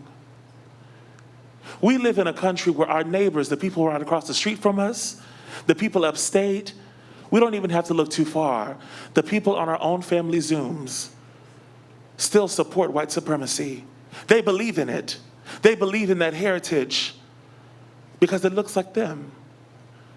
And they are struggling to see themselves in me, in a trans sister, in a Black indigenous person, in a disabled body. So there will not be change until they change.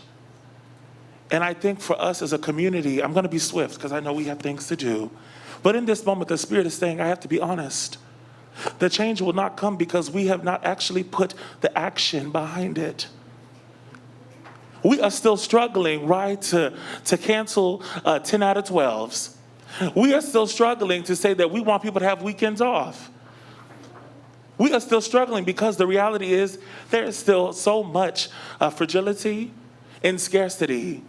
If we paid people more, we would not need to be overworked. As we all know, none of us really dream of labor. We dream to dream and to create. But that, I don't think, is in a lot of mission statements.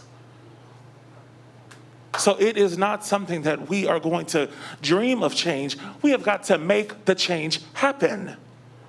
But I will not sit here and testify and glorify that I'm going to see change happening, because it ain't.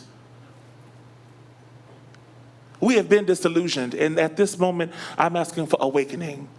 Awakening that when we return back to our institutions, I know that I don't need to have walls to be in an institution. We have been conditioned to be institutionalized, and often Black bodies criminalized, demonized. And if you're living with HIV, oh Lord, we are still struggling to seek and to find the change. And so as theater makers, as storytellers, because I show up in the world as a Black trans femme, but most importantly, I love to design costumes. I love to create. But it will not happen if we are still struggling to pay our neighbors, to pay the people that are still working with us. We are still trying to figure out, how do we work out of this model? What is a favored nations? What is it? No, I'm going to be frank, and I'm, I know the time is coming. But there is not change if we are going to implore and stand behind these antiquated models, these antiquated ideas, right, of how we should run. That policy needs to be dismantled right now. Not next year, not next season, right now. If we do not make that change happen now, then when will it happen? Because as we know, it is so quick for us to forget the realities. It is so quick to forget that what launched so many of us into this awakening was a young man telling his story and it going viral about their experience at a theater and an institution that did not support them. And that bravery launched us into awakening. But it was a death of a Black man, recorded, killed, his life extinguished for over 8 minutes, that forced us to reckon with the white supremacy that exists even in this room. And I will not be ashamed to say it. And if you are ashamed to accept it, we will not have change. Thank you. Thank you. Y'all, these are seeds. These are all seeds I hope you take into your groups. Plant them in the earth and let ideas come from these seeds. I'm going to turn it back over to Teresa. Thanks, everyone. Those sharings were unbelievable and moving us into our conversations this afternoon. And action, making change. Right now, we're about to take a 10-minute stretch break. And I just want to give you a couple of notes about that. While you're out in stretching, having coffee, whatnot, remember to keep your mask on unless you're sipping or eating. And then also, people who are participating by live stream, when we come back, we're going to be in breakouts, having conversations. So you won't be able to hear those conversations, but if you get your guide to participation, there are some questions that you can look at. Hopefully you'll write to us with your thoughts so far. I also just want to say that you heard Ife talking about her book, and the book is out in the lobby. We have that available for you. It was edited during their residency at Soho Rep. It's a collective conversation with over 100 theater practitioners, as you heard them say. And The proceeds, this is really cool, the proceeds of the book are going towards the Lenape Center, Black Trans Liberation, and Access Acting Academy. And we do not have our usual bookstore here today, but we are offering a 25% discount on all TCG book titles, so feel free to look for the signs or ask a TCG staffer about that. With that said, I leave you to have 10 minutes of break. Enjoy yourselves, and we'll see you back.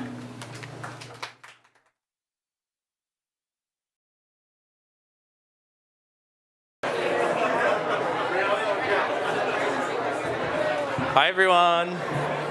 I'm back. Everyone go ahead and take a seat. Take a seat. Thank you again for that amazing sort of morning session of everyone like sharing their wisdom and their thoughts. I think that's a beautiful thing to kick us into this. So the first sort of moment in this sort of breakout section, this sort of ideation groups, is that we're going to be talking about collective leadership. And here to talk a little bit about their thoughts and hopes and dreams about leadership is Karen Ann Daniels.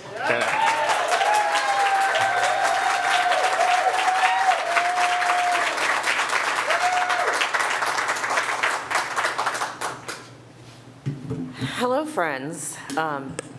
Hello, family. This feels like a kind of reunion today because there's so many people that just haven't been in shared space together in so long. So I just want to call that out as we talk about sharing and being a collective, that this is a kind of community. And at the heart of shared leadership for me is the idea of community. Gosh, now I know why people were all nervous. I do feel really nervous. My name is Karen Ann Daniels. I recently just left New York and joined the Folger Shakespeare Library as the artistic director of the Folger Theater. Thank you. And their director of programming. And so I've been sitting in this space a lot lately, so I'm guessing that's probably why Jesse asked me to do this. As I'm getting to know a new city, getting to know new organization, and therefore the community that is inside that and adjacent to it. One of the things that I kind of have believed for a very long time and have tried to work from is what Adrienne Marie Brown has said is that what we practice at the small scale sets the pattern for the entire system. And so I believe that what I do as an individual and what I do with a team that I'm working with or an institution is actually establishing a culture, a pattern of work, and an impact. And so it's really important for me that when I think about what shared leadership is, it really is understanding that I might have the head title, but really I might just be the first domino that's gonna fall over. So there's like 6 points I just wanted to talk about that I think are important in what I imagine shared leadership to accomplish, and therefore maybe work backwards to figure out what it actually means. I believe that when we get into a room together and we are focused on our relationships with each other, that we can shift things from blame to accountability. I believe that when we get into a shared model, that we can focus a little bit less on the what and a lot more on how we do the work. I find that we can focus less on sort of like fixed aspects and move into a generative and an adaptive place. I find that we're much better at cooperating, at communicating, and at coordinating because we are truly collaborating in that kind of space. We lower the idea of a failure. Failure becomes less of an obstacle, and we actually increase our tolerance for risk-taking. Imagine that in an artistic process, risk-taking. And I think ultimately we move from I to we. And I think that's actually the goal of shared leadership. I might come into the room with an idea of my own, but for me, it is an offering. It's an offering. Now, if you all wouldn't do this quick thing for me, which is to put your hands up and make a fist. I have an offering I'd like to give you, but I cannot if your fists are closed. You cannot receive it.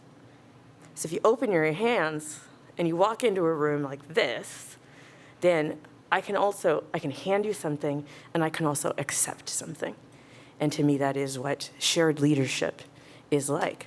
It is an exchange, and that together in that space, we come up with many ideas, and ultimately, the best one will rise and will be the thing that we can make actionable together.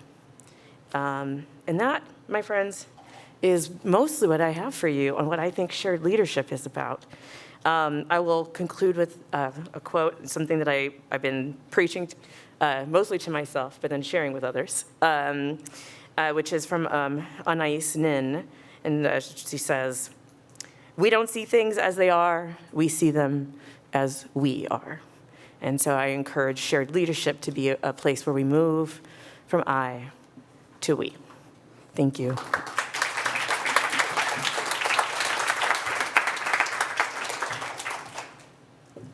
So to get our brains moving a little bit more about shared leadership, we're going to watch a little clip from a little movie, that Zach Murphy made about this sort of study. So shared leadership.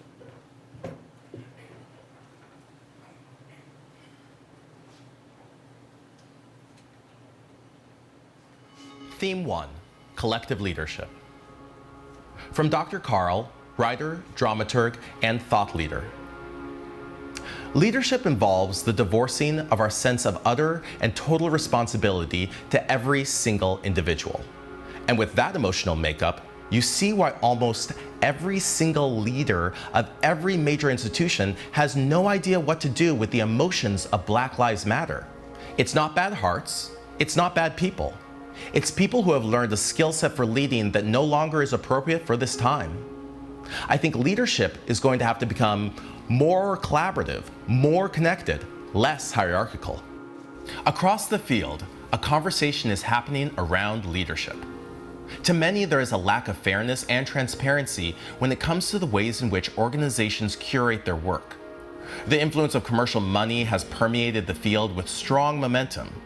There's a common thought that many institutions have an antique taste that doesn't allow for growth. Additionally, as Dr. Carl noted to me, building trust is utterly time-consuming, and the current model does not allow for that time. Instead, it reinforces an imbalance of power. Playwright and theater artist Daniel Alexander Jones summarized the opinions of a great many when he said that the brutal truth is that the hierarchical mode of leadership, with a single authority choosing what is excellent and what is substandard, has been dead for a long time. In fact, almost everyone that was interviewed believed that diversifying the racial makeup of leadership, while at the same time integrating circular or shared leadership models, is the way forward. From Kimberly, playwright. We want an iconoclast. We worship at the feet of iconoclasts. We all hunger to give ourselves over to the brilliant person who's going to save the American theater from itself. We all long for the transcendent experience. But I haven't really seen any evidence that human beings are really good at handling immense amounts of power. Already, several institutions I spoke with, including the Wilma Theater in Philadelphia, the Movement Theater Company in New York City, and Soho Rep in New York City, are starting to use new models of collective leadership. The way these new models are manifested varied. Some institutions have more than one artistic leader, others have rotating leadership, while still others have one leader but practice collective curation. There is no one-size-fits-all solution, and it will take savvy thinkers to figure out what the most sustainable and inclusive system is for any specific organization. The widely held position is that by embracing this trend, the field will be able to break free from getting stuck in one specific taste, instead creating a dialogue between leaders that results in braver, riskier work, which in turn rejuvenates our capacity for surprise, as Dr. Carl put it. From Eric Lockley, performer, writer, and producer at the Movement Theater Company. Our structure as a team, as a collaborative leadership is that no one person has the answer. And I think that can be a novel idea while combating white supremacy and patriarchy. It's not like one person has all the answers and is obligated to have all the answers. They aren't the special one or the exceptional one. Opening up and expanding the way leadership functions, as well as establishing term limits for leaders, may also have the effect of attracting intelligent and innovative new leaders, including many BIPOC artists who have previously avoided these types of roles. From Mike Liu, playwright. I've noticed a lot of people who, in prior generations, would be a shoo-in for these kinds of artistic leadership jobs that are coming up and are avoiding them because it feels like a headache. I think that there's this tranche of potential leaders who are not being engaged by the current model. And so if there's a way to reconfigure how business is done, I would like to do that and have people working to the fullest extent of their talents. From Whitney White, director, writer, songwriter, and performer. The issue I see with theater, professional theater, commercial, and off-Broadway is that it's extremely artistically risk-averse. I think we are risk-averse to diverse sources of talent. Even if the ideas are good, we're very risk-averse. And so what happens is that we're all listening to the same 10 people, and so the possibility for transcendence and surprise becomes impossible. In closing, from Daniel Alexander Jones, writer, performer, songwriter, and thought leader. Are we actually willing to transform? There will need to be certain people who are willing to break ranks and model what it means to do things radically differently. What are the ways that leadership is willing to say, we're going on an adventure? Because that adventure is going to include failure.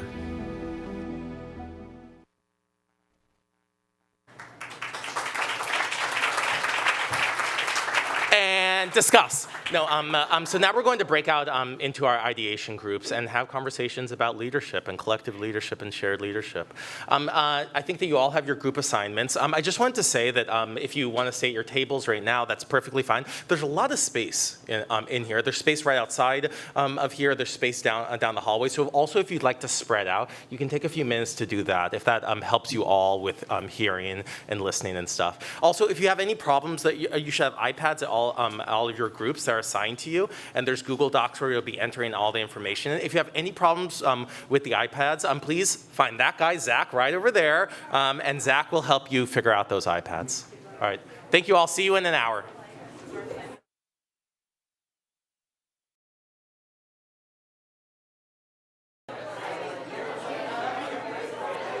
Hey, you all. Welcome back. Hey. So good to see you all. Come on in. Come on back. Come on back. Hopefully you had a nourishing lunch, not just food, but conversation, I'm hoping, right? I'm Amelia Cachapero. I guess I got a slide behind me, too. I'm official. Amelia Cachapero, Director of Grant-Making Programs at TCG.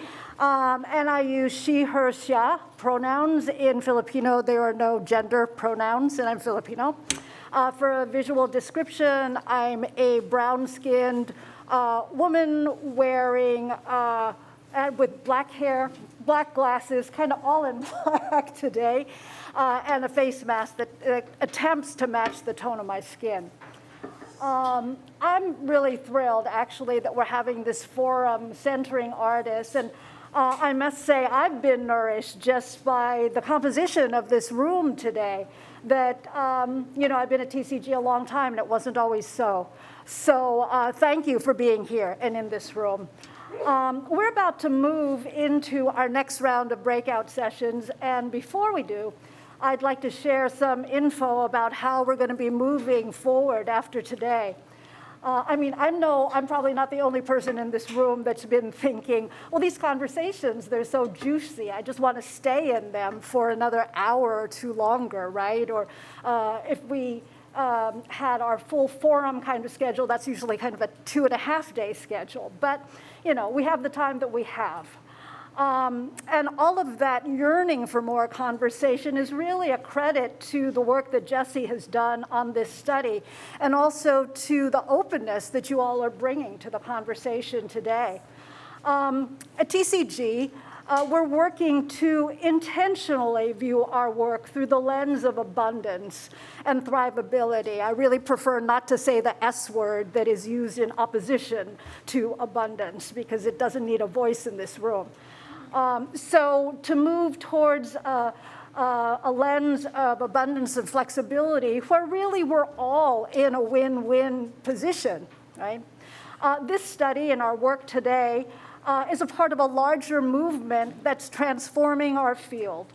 Over the past few years, a few months, in the last 2 years actually, we've seen powerful organizing for racial justice, largely led by people of the global majority, PGM, and I prefer to use that term as well, including the Living Document in the Bay Area and the We See You White American Theater project. And while those two documents were not perfect, what they did was to lift the racial justice conversation to a nationwide front burner one, right? The National BITOP Coalition and Commons recently conducted research on the impact of COVID on people of color and theaters of color. And their research is another vital resource for understanding where we are now and a reminder of all the things we need to do to move forward. And also a reminder that we cannot truly move towards abundance until theaters of color are equitably resourced, right? So before lunch, we, or actually you all, because you were the ones in the groups, discussed collective leadership, a conversation that aligns with the network of ensemble theaters and the many Black theaters, indigenous theaters, and all theaters of color that have been modeling collective leadership for generations, right? And as we're moving into the holistic artist support conversation, I want to boost up the December convening of the Parent Artist Advocacy League. Garlia mentioned that earlier, and you can learn more about that on the website, right? So if we're thinking abundantly, that means the conversation is going to move forward in different directions and in ways that will come to us probably after today.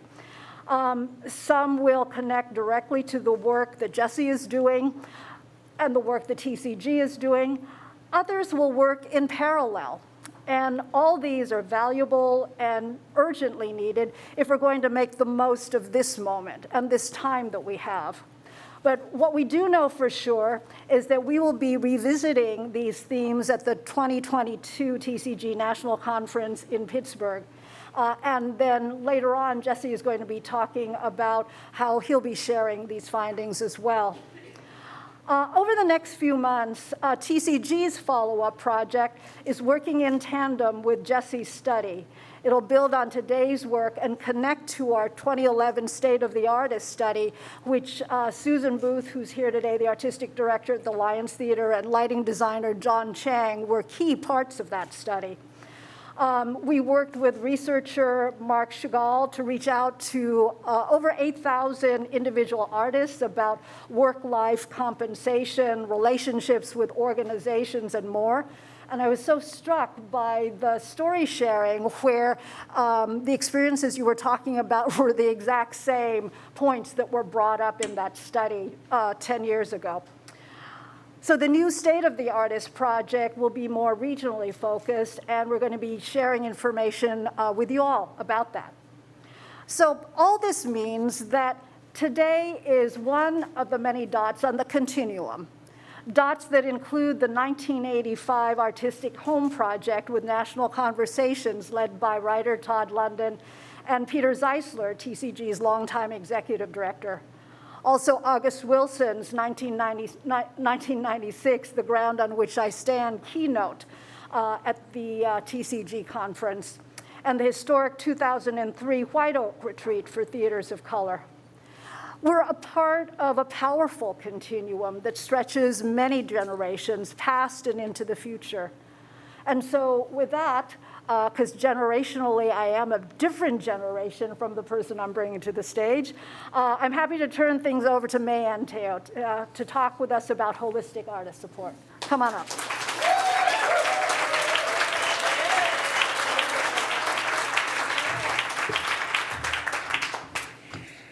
Hi, I'm Mayan Teo. I'm an Asian gender fluid femme using they and she pronouns with messy, short, just got out of bed hair and a black and gold, impossibly chic fit.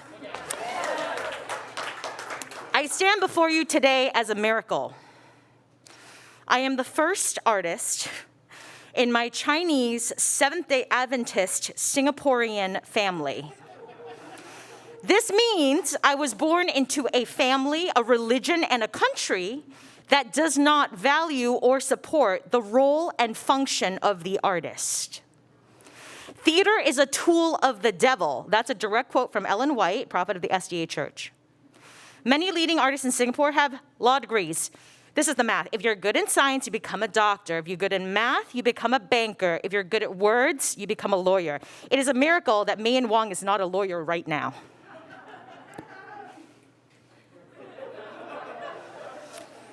And because of these dominant ideologies, of course, my own family would not know how to encourage me to become an artist, but this is where they fucked up. We came to America, and then when I was 9, they worked 3 jobs while both went to school at the same time. It's so immigrant-y, I can't even tell you. And after several years of saving up, when I was 9, we went to our first Broadway show, and they took us to Les Mis, where I first felt the heartbeat and the flow of revolution in my blood. Tony K. Bambara says, the role of the artist is to make the revolution irresistible. Right. This is the reason why there is no holistic support for artists. Because the systems and those who benefit most from them do not want revolution. They do not want us to see what we're addicted to. They do not want us to pay attention or to lift up and examine what is invisible. They throw so much we are inundated in order for us to forget what is really important. They do not want us awake. And they do not want me, this queer, gender fluid femme, immigrant theater maker, to be now the Associate Artistic Director and Director of New Work at OSF under the leadership of Nataki Garrett.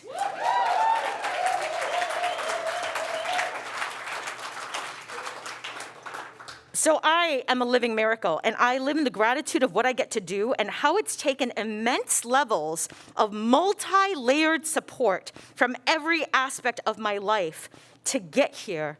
And I'm so excited to re-envision the field with you for holistic artist support. 2 things. One of them is, how do we move from consumption to communion? How do we shift how we treat artists as products into those who hold the key to connection and empathy and justice? Everything is geared towards project and production. Artists are spirit workers and healers. They have a body that have needs. And in the state of this country, where there is no universal health care, there's a lot of basic living shit that we do not have a system for. So how can we continue in our struggle to find more general operating support versus project grants? How can we continue to do that to the artists? Just think about how every one of us in all these institutions going, where are the general operating support? Right? Why is it all project grants? Can we do that for the artists, please? And in this moment, I just sit surrounded by the most incredible artists who are getting actually major grants and major residencies and all of that. And what they actually have to decide is, do I feed myself or do I make my art? And this is like asking, do I tend to my stomach or do I tend to my heart?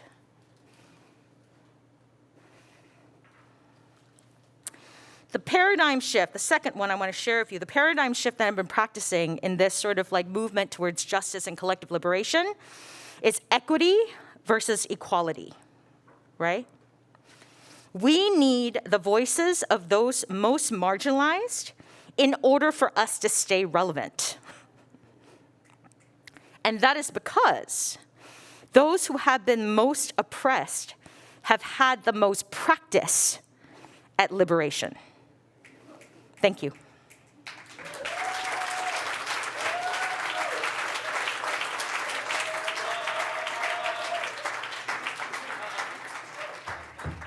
That was fire. Let's watch a little clip to cool down.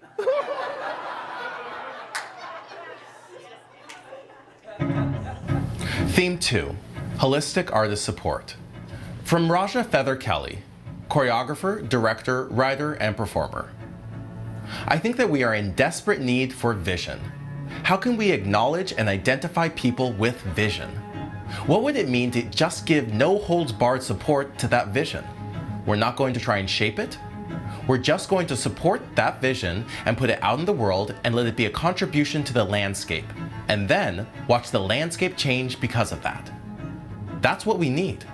Where are the visionaries? To state what is clear to us all, artists are in danger. We are looking at an industry with historic unemployment, and a lot of people are uncertain about when steady work will return. However, even before the pandemic, it was almost impossible to build a career in the field without the safety net of a second job or inherited wealth. The number of people who repeated the same advice to me about what we need to change in terms of artist support was staggering. Artists are looking for long-haul commitments from institutions, long-term investment in projects, project follow-up, fluid development support, and full-time employment. These are investments that, if made now, could have major impact on the art that is created over the next decade. From Lars Jan, director, writer, and artist technologist.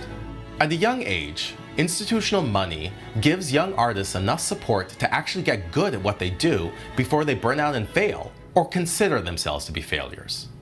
I think so much talent gets disposed of because in those early stages, work doesn't get seen as work, doesn't get supported. And so people have to find an alternative way to make a living. From Ash Ghanima, actor, writer, director, producer, and founder of Broadway for All. Everyone wants the next Lin-Manuel Miranda, but nobody wants to do the work to cultivate and share access with all the Lin-Manuel Mirandas in all of the pockets across America. Artists need people to invest in them when they need the most investing, which is in their formative years. Artists want institutions to stop committing only to individual projects and instead start committing to the artists themselves. They want institutions to start to get involved in actively connecting artists to other disciplines and teaching them new material skills. They want mentorship programs. Artists want long-term and non-transactional relationships with institutions. Additionally, artists want to be hired as full-time staff members at theaters and live performance institutions across this country, with health insurance benefits included. This particular need has already begun to express itself over the last 10 years with efforts led by the Mellon Foundation. But the pandemic put into stark contrast the economic realities for people who work at places that hire artists versus people who work as artists. Writer, songwriter, and composer Shayna Taub put it most clearly when she said that her secret to her successful career is easy to chart. She credits her good fortune to winning solid cash prizes every 2 years in her 20s through foundation support, followed immediately by getting employment at a theater as a long-term artist in residence with salary and benefits. These things simply just gave her more time to write. The opposite is also true. And if we want to know why, for example, there are not as many trans artists successfully making a living in the field, we need only to look at how few programs specifically support these artists. During these hard times, it's more important than ever for institutions to work hard to create sustainable paths forward for artists. From Legacy Russell, writer, curator, and thought leader, formerly from the Studio Museum in Harlem, recently hired by The Kitchen. It's not artists' responsibility. It's our responsibility. We're inside of institutions. We need to be thinking about the ways in which we are establishing a different model of work and making it clear to artists that actually, this is not a one-time deal. We're not interested in having one project with them where we pay them and then move on to the next thing as if this were some sort of news cycle. Rigid development structures and purely writer-centric programs rarely allow artists in other disciplines to be generative artists. Especially with advances in technology, a project can easily hold at its center a director, choreographer, designer, musician, actor, or any collaborative combination of those positions. Artists have been breaking forms for a long time, but institutions haven't invested in those relationships. Raja Feather Kelly talked about a solution in a nuanced way he calls adaptive practices, where work and resources are adapted to the artists or the work itself. In my dramaturgical world, we call this bespoke dramaturgy. Both terminologies speak to the same desire to build flexible paths of development that respond organically to an artist's impulses, as well as their basic human needs. This will lead to riskier art and to completely rethinking our development structures. Directors are especially under-supported in our field. What sort of experimental programs could be created to support the generative work of those artists? Ryan J. Haddad is a writer for the theater, and as he creates his work, he is thinking constantly about how people with disabilities can have full access to every single element of it. How could institutions create systems to keep up with his way of creating? Larissa Fasthorse is a writer and community arts facilitator who works with Native groups across the country, spending up to 2 years devising new theatrical projects in each community. What radical development structure could be built to support an artist like her?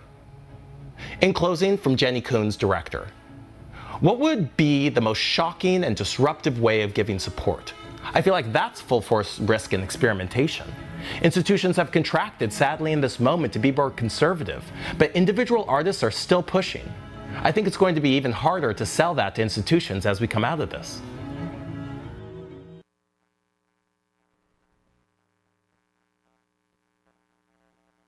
Okay, you all got mad jokes, discuss. I leave you, we'll see you in an hour.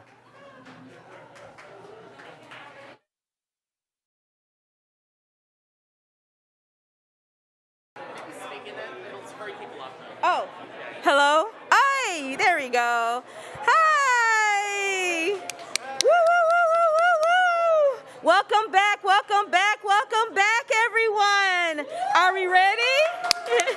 Yes, for the next section. Yes.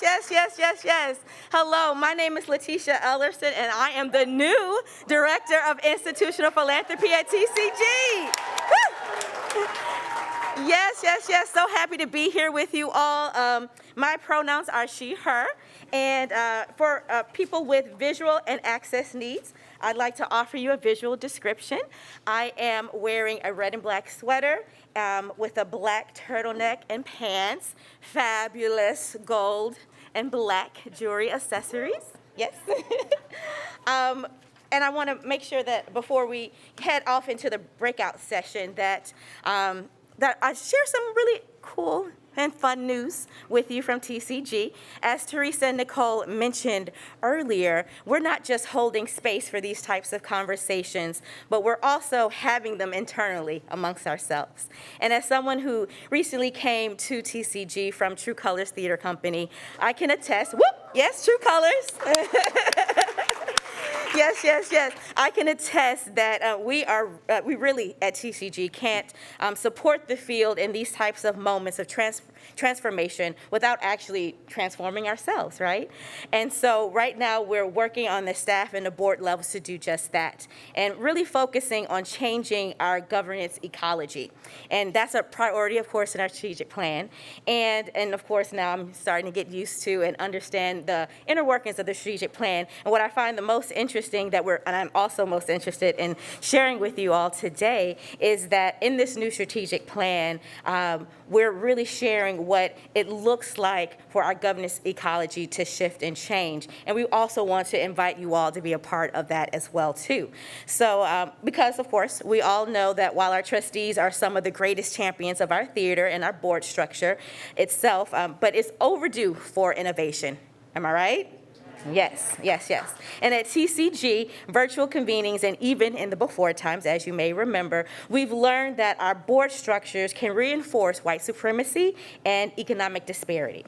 And at TCG, our executive leaders have recognized that we need to shift this model in new ways, and also at the board level increasing the sharing of power at our board level, and taking an expansive and inclusive approach to governance.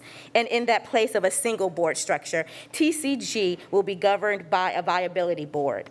And in connection with that, we'll also have task forces that are focused in the areas of next generation, breaking barriers, global connectivity, and capitalization. And these task forces will not only operate as a traditional committee, but also have distinct governing bodies equal to and working in relation to the viability board. So you can look forward to, in December, we'll be launching an application process for our newly expanded board, and we hope that some of you will also be participating and joining us in this new formation.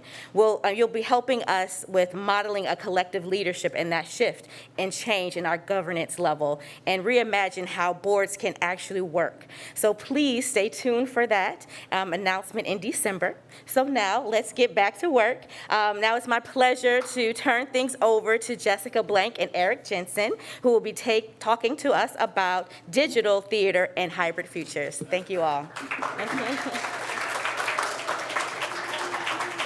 Thank you. We just want to welcome Letitia to the TCG staff. We're so honored to have her. And her name is misspelled on the slide, so I just wanted to call that out. It's L-A is how her name should be spelled. So Letitia, thank you so much for being with us. Jesse.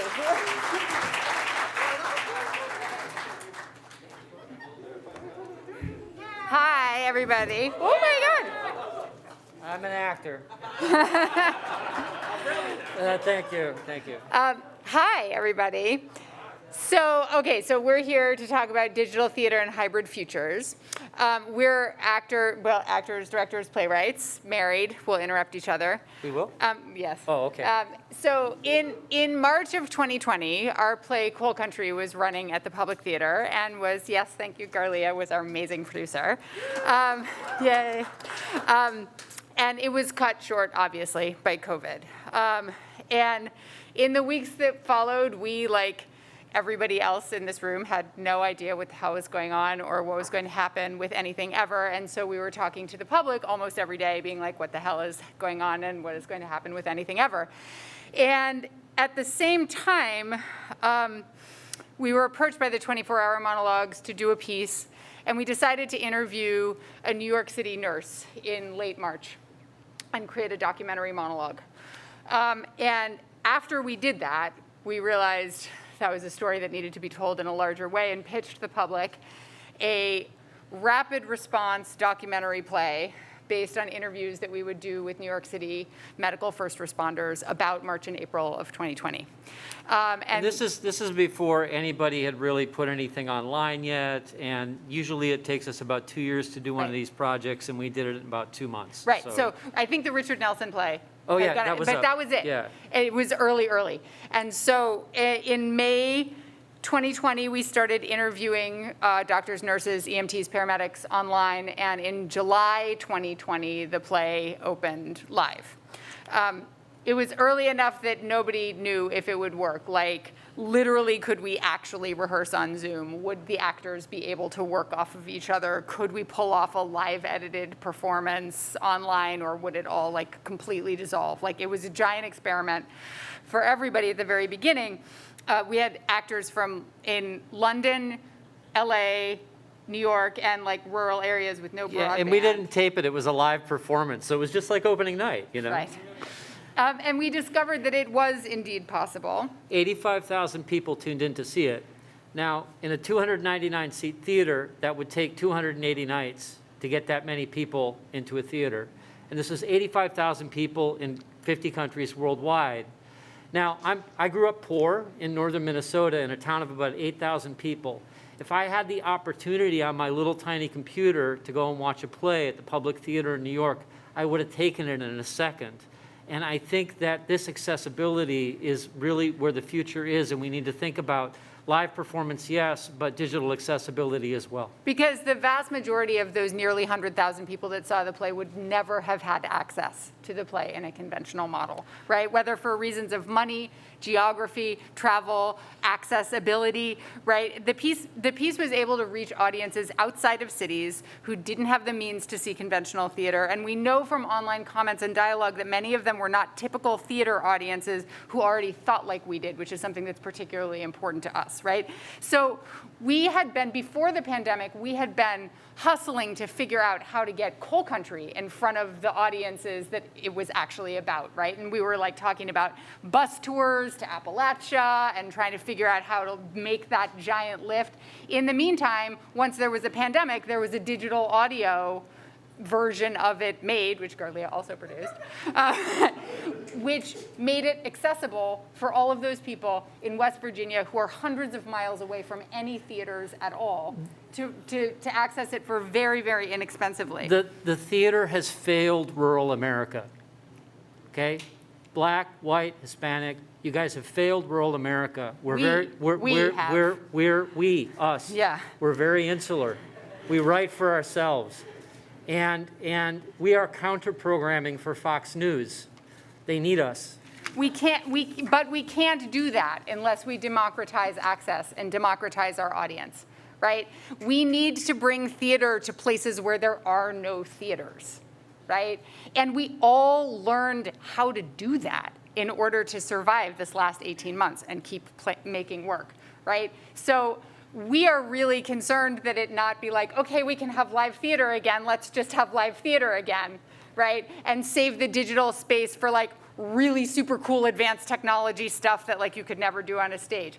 How about we throw up a few cameras on every show we produce and make $10 tickets accessible to everyone everywhere? Create new revenue streams. Figure out how to survive economically while also bringing the work to people who would have no access to it otherwise. And consequently heal the world. That's what we have to say, and we're sticking to it. So now a clip from the film on digital theater. What they didn't mention is that we also, over the last year and a half, played Dungeons & Dragons once a week online, and that was digital theater too. Digital theater, friends.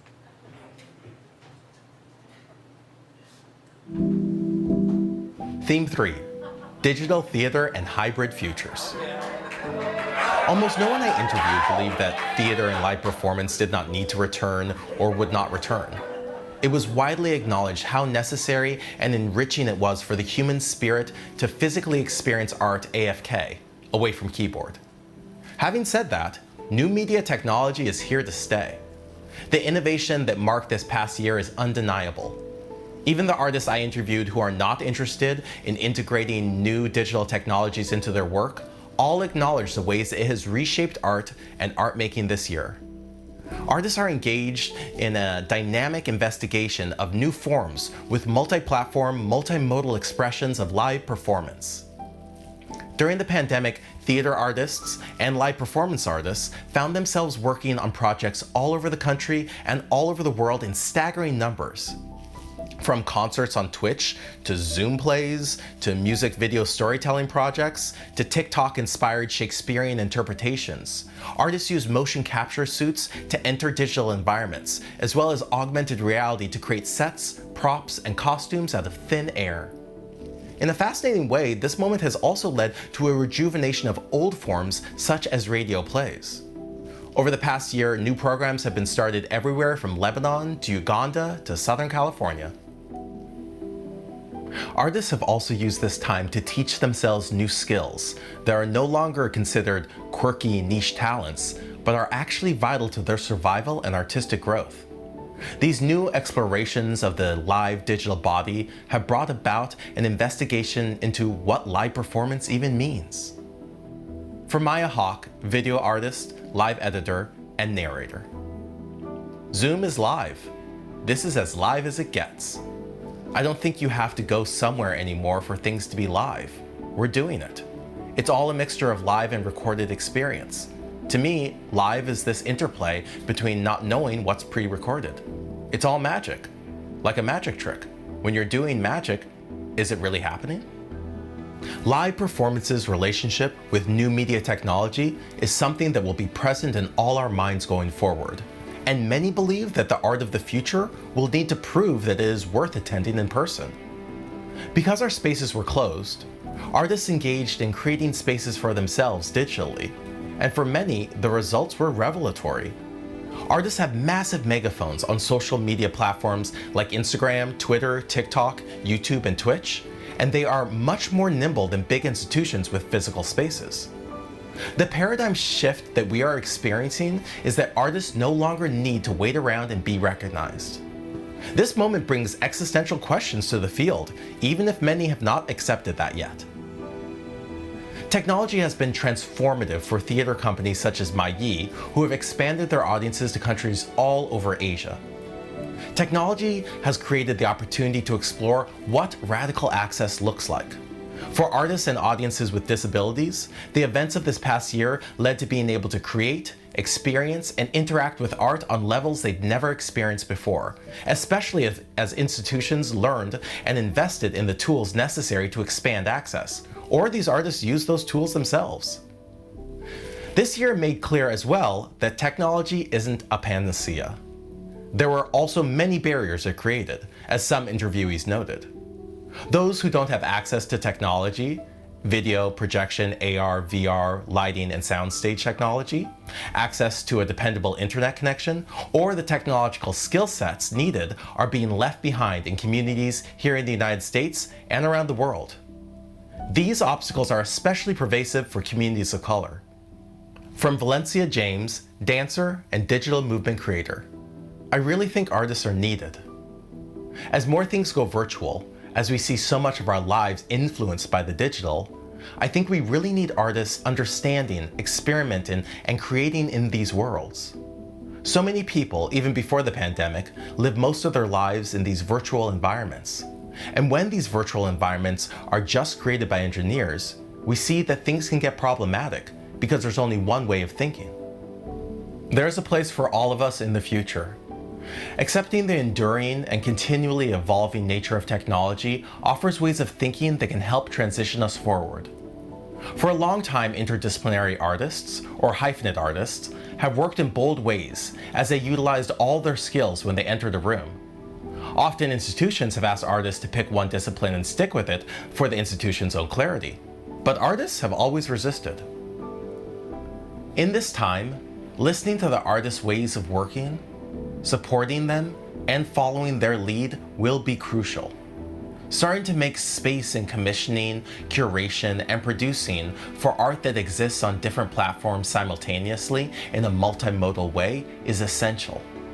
A transmedia piece of art that can be experienced in person, live streamed into people's homes, exist as music videos, and become an Instagram augmented reality filter has the potential to meet people where they are and actually encourage them to explore a piece of work more deeply. Theaters should also enthusiastically encourage the breaking down of barriers between what is considered theater, concert, dance, film, or TV. This will take new skill building from everyone involved, from the artist to the usher. From Lynn Nottage, writer and thought leader. It's sort of a shrinking of our imaginations, and I find that immensely frustrating. I call it the tyranny of the proscenium. Rather than theaters thinking about how we can create theater anywhere that demands that stage, they think, how can you create theater that meets the needs of our individual space? Lynn expressed the feelings of many when she spoke about how theaters have been captured by the urge to grow, but have failed to build spaces with the future and the needs of artists of the future in mind. She wants spaces that reflect the ways in which artists are more and more in dialogue with different disciplines.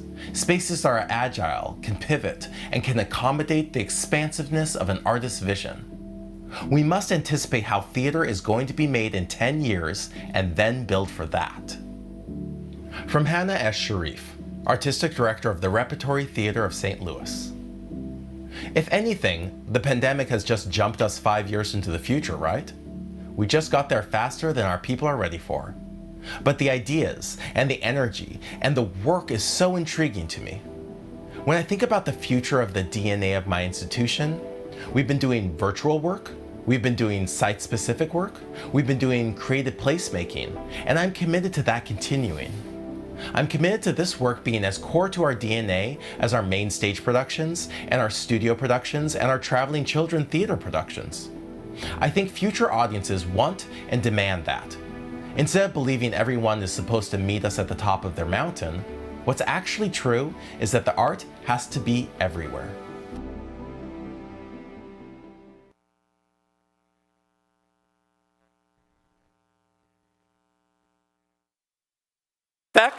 Special effects by Zachariah Murphy.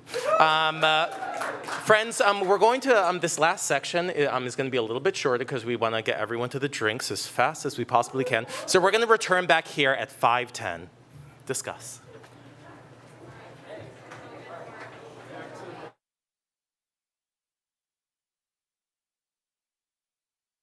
Hey everyone, start taking a seat, We're gonna wrap this thing up. I'm like making a face of you of a back to our face, but you can't see it.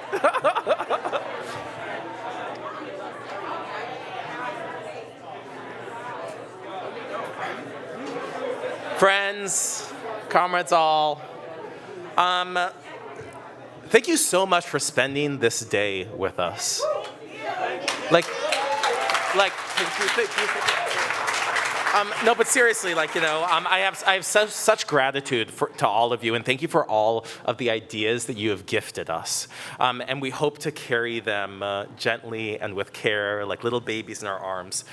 Just in terms of a few different things, in terms of this projection behind me and up on the walls, take a little scan of that with your phone. That is a post-conference survey. Tell us how you liked our driving, please, and try and fill that out in the next 15 minutes or 20 minutes or over a drink, perhaps. In terms of the next steps, just to remind everyone that we're going to be taking all of your notes and we're going to be forming an encyclopedia of ideation. And we're going to flesh things out, and then we're going to deliver this back to you all also. But really, we're going to deliver it back to you all, but the next steps are also in all of your hands.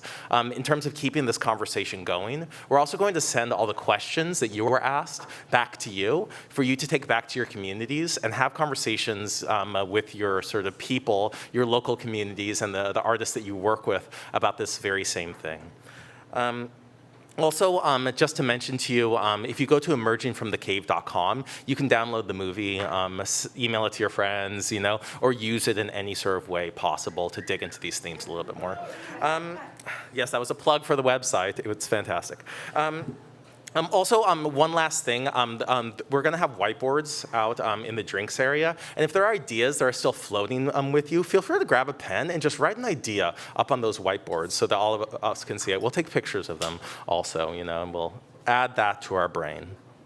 I think that's it. Thank you so much, and I'm now welcoming Teresa back to the stage to wrap us up.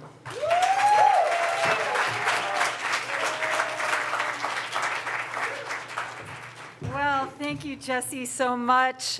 This has been just a fantastic collaboration, and we were just talking again about how, wow, we just started talking about doing this 2 months ago, and it didn't seem possible. There's so much unknown still about this pandemic.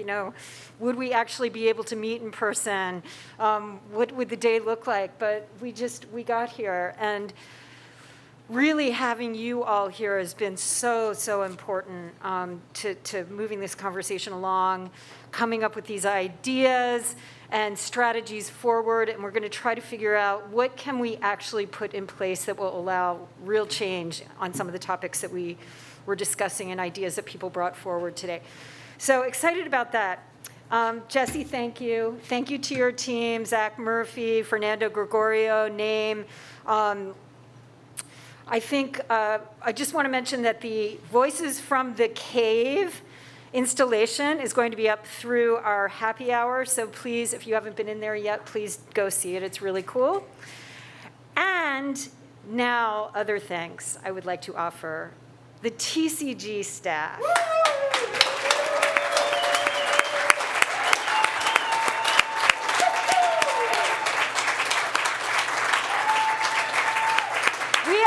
Team of rock stars, And I just want to ask them to stand if you are able. If not, please just wave. TCG staff.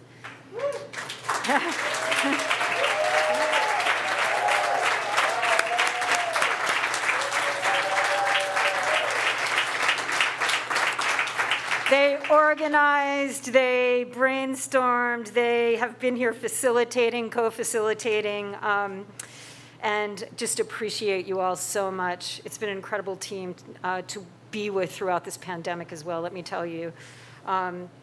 I also would like to thank our board members and alumni board members who are in the room. Can you also make yourselves known by either standing or waving?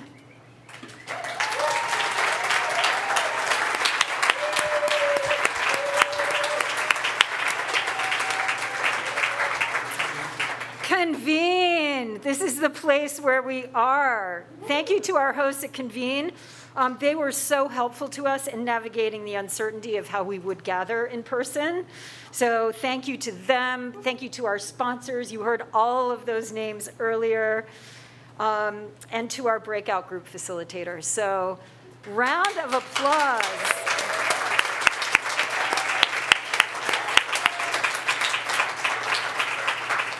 Finally, thank you to our individual donors. When you give to TCG, you're supporting convenings like this, helping ensure that we can keep our registration costs low, and you're also supporting all of our programs from TCG Books and American Theater Magazine to our arts advocacy. And by the way, we helped secure the largest federal investment in the arts since the WPA in this last year and a half. So on the slide, I think there's a slide that has a QR code and a link that gives you ways that you can contribute to TCG. So please, thank you to those who have contributed already. We appreciate it. If you feel that you can, please go to that QR code and make a donation. So what else is next? We'll be sending you an email shortly with our feedback form and lots of other links and updates. And that leaves me with just 2 more things to do. One is, can we just take a shared breath together? This has been a very full day. I think our brains are racing with new ideas and connections. So just to reground, both feet on the ground, take if you can, if you are able, or both hands on the table, or whatever works for you to feel grounded. And let's take a breath in.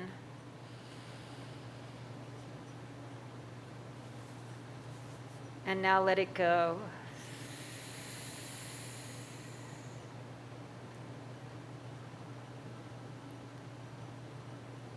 And now it is time for our happy hour.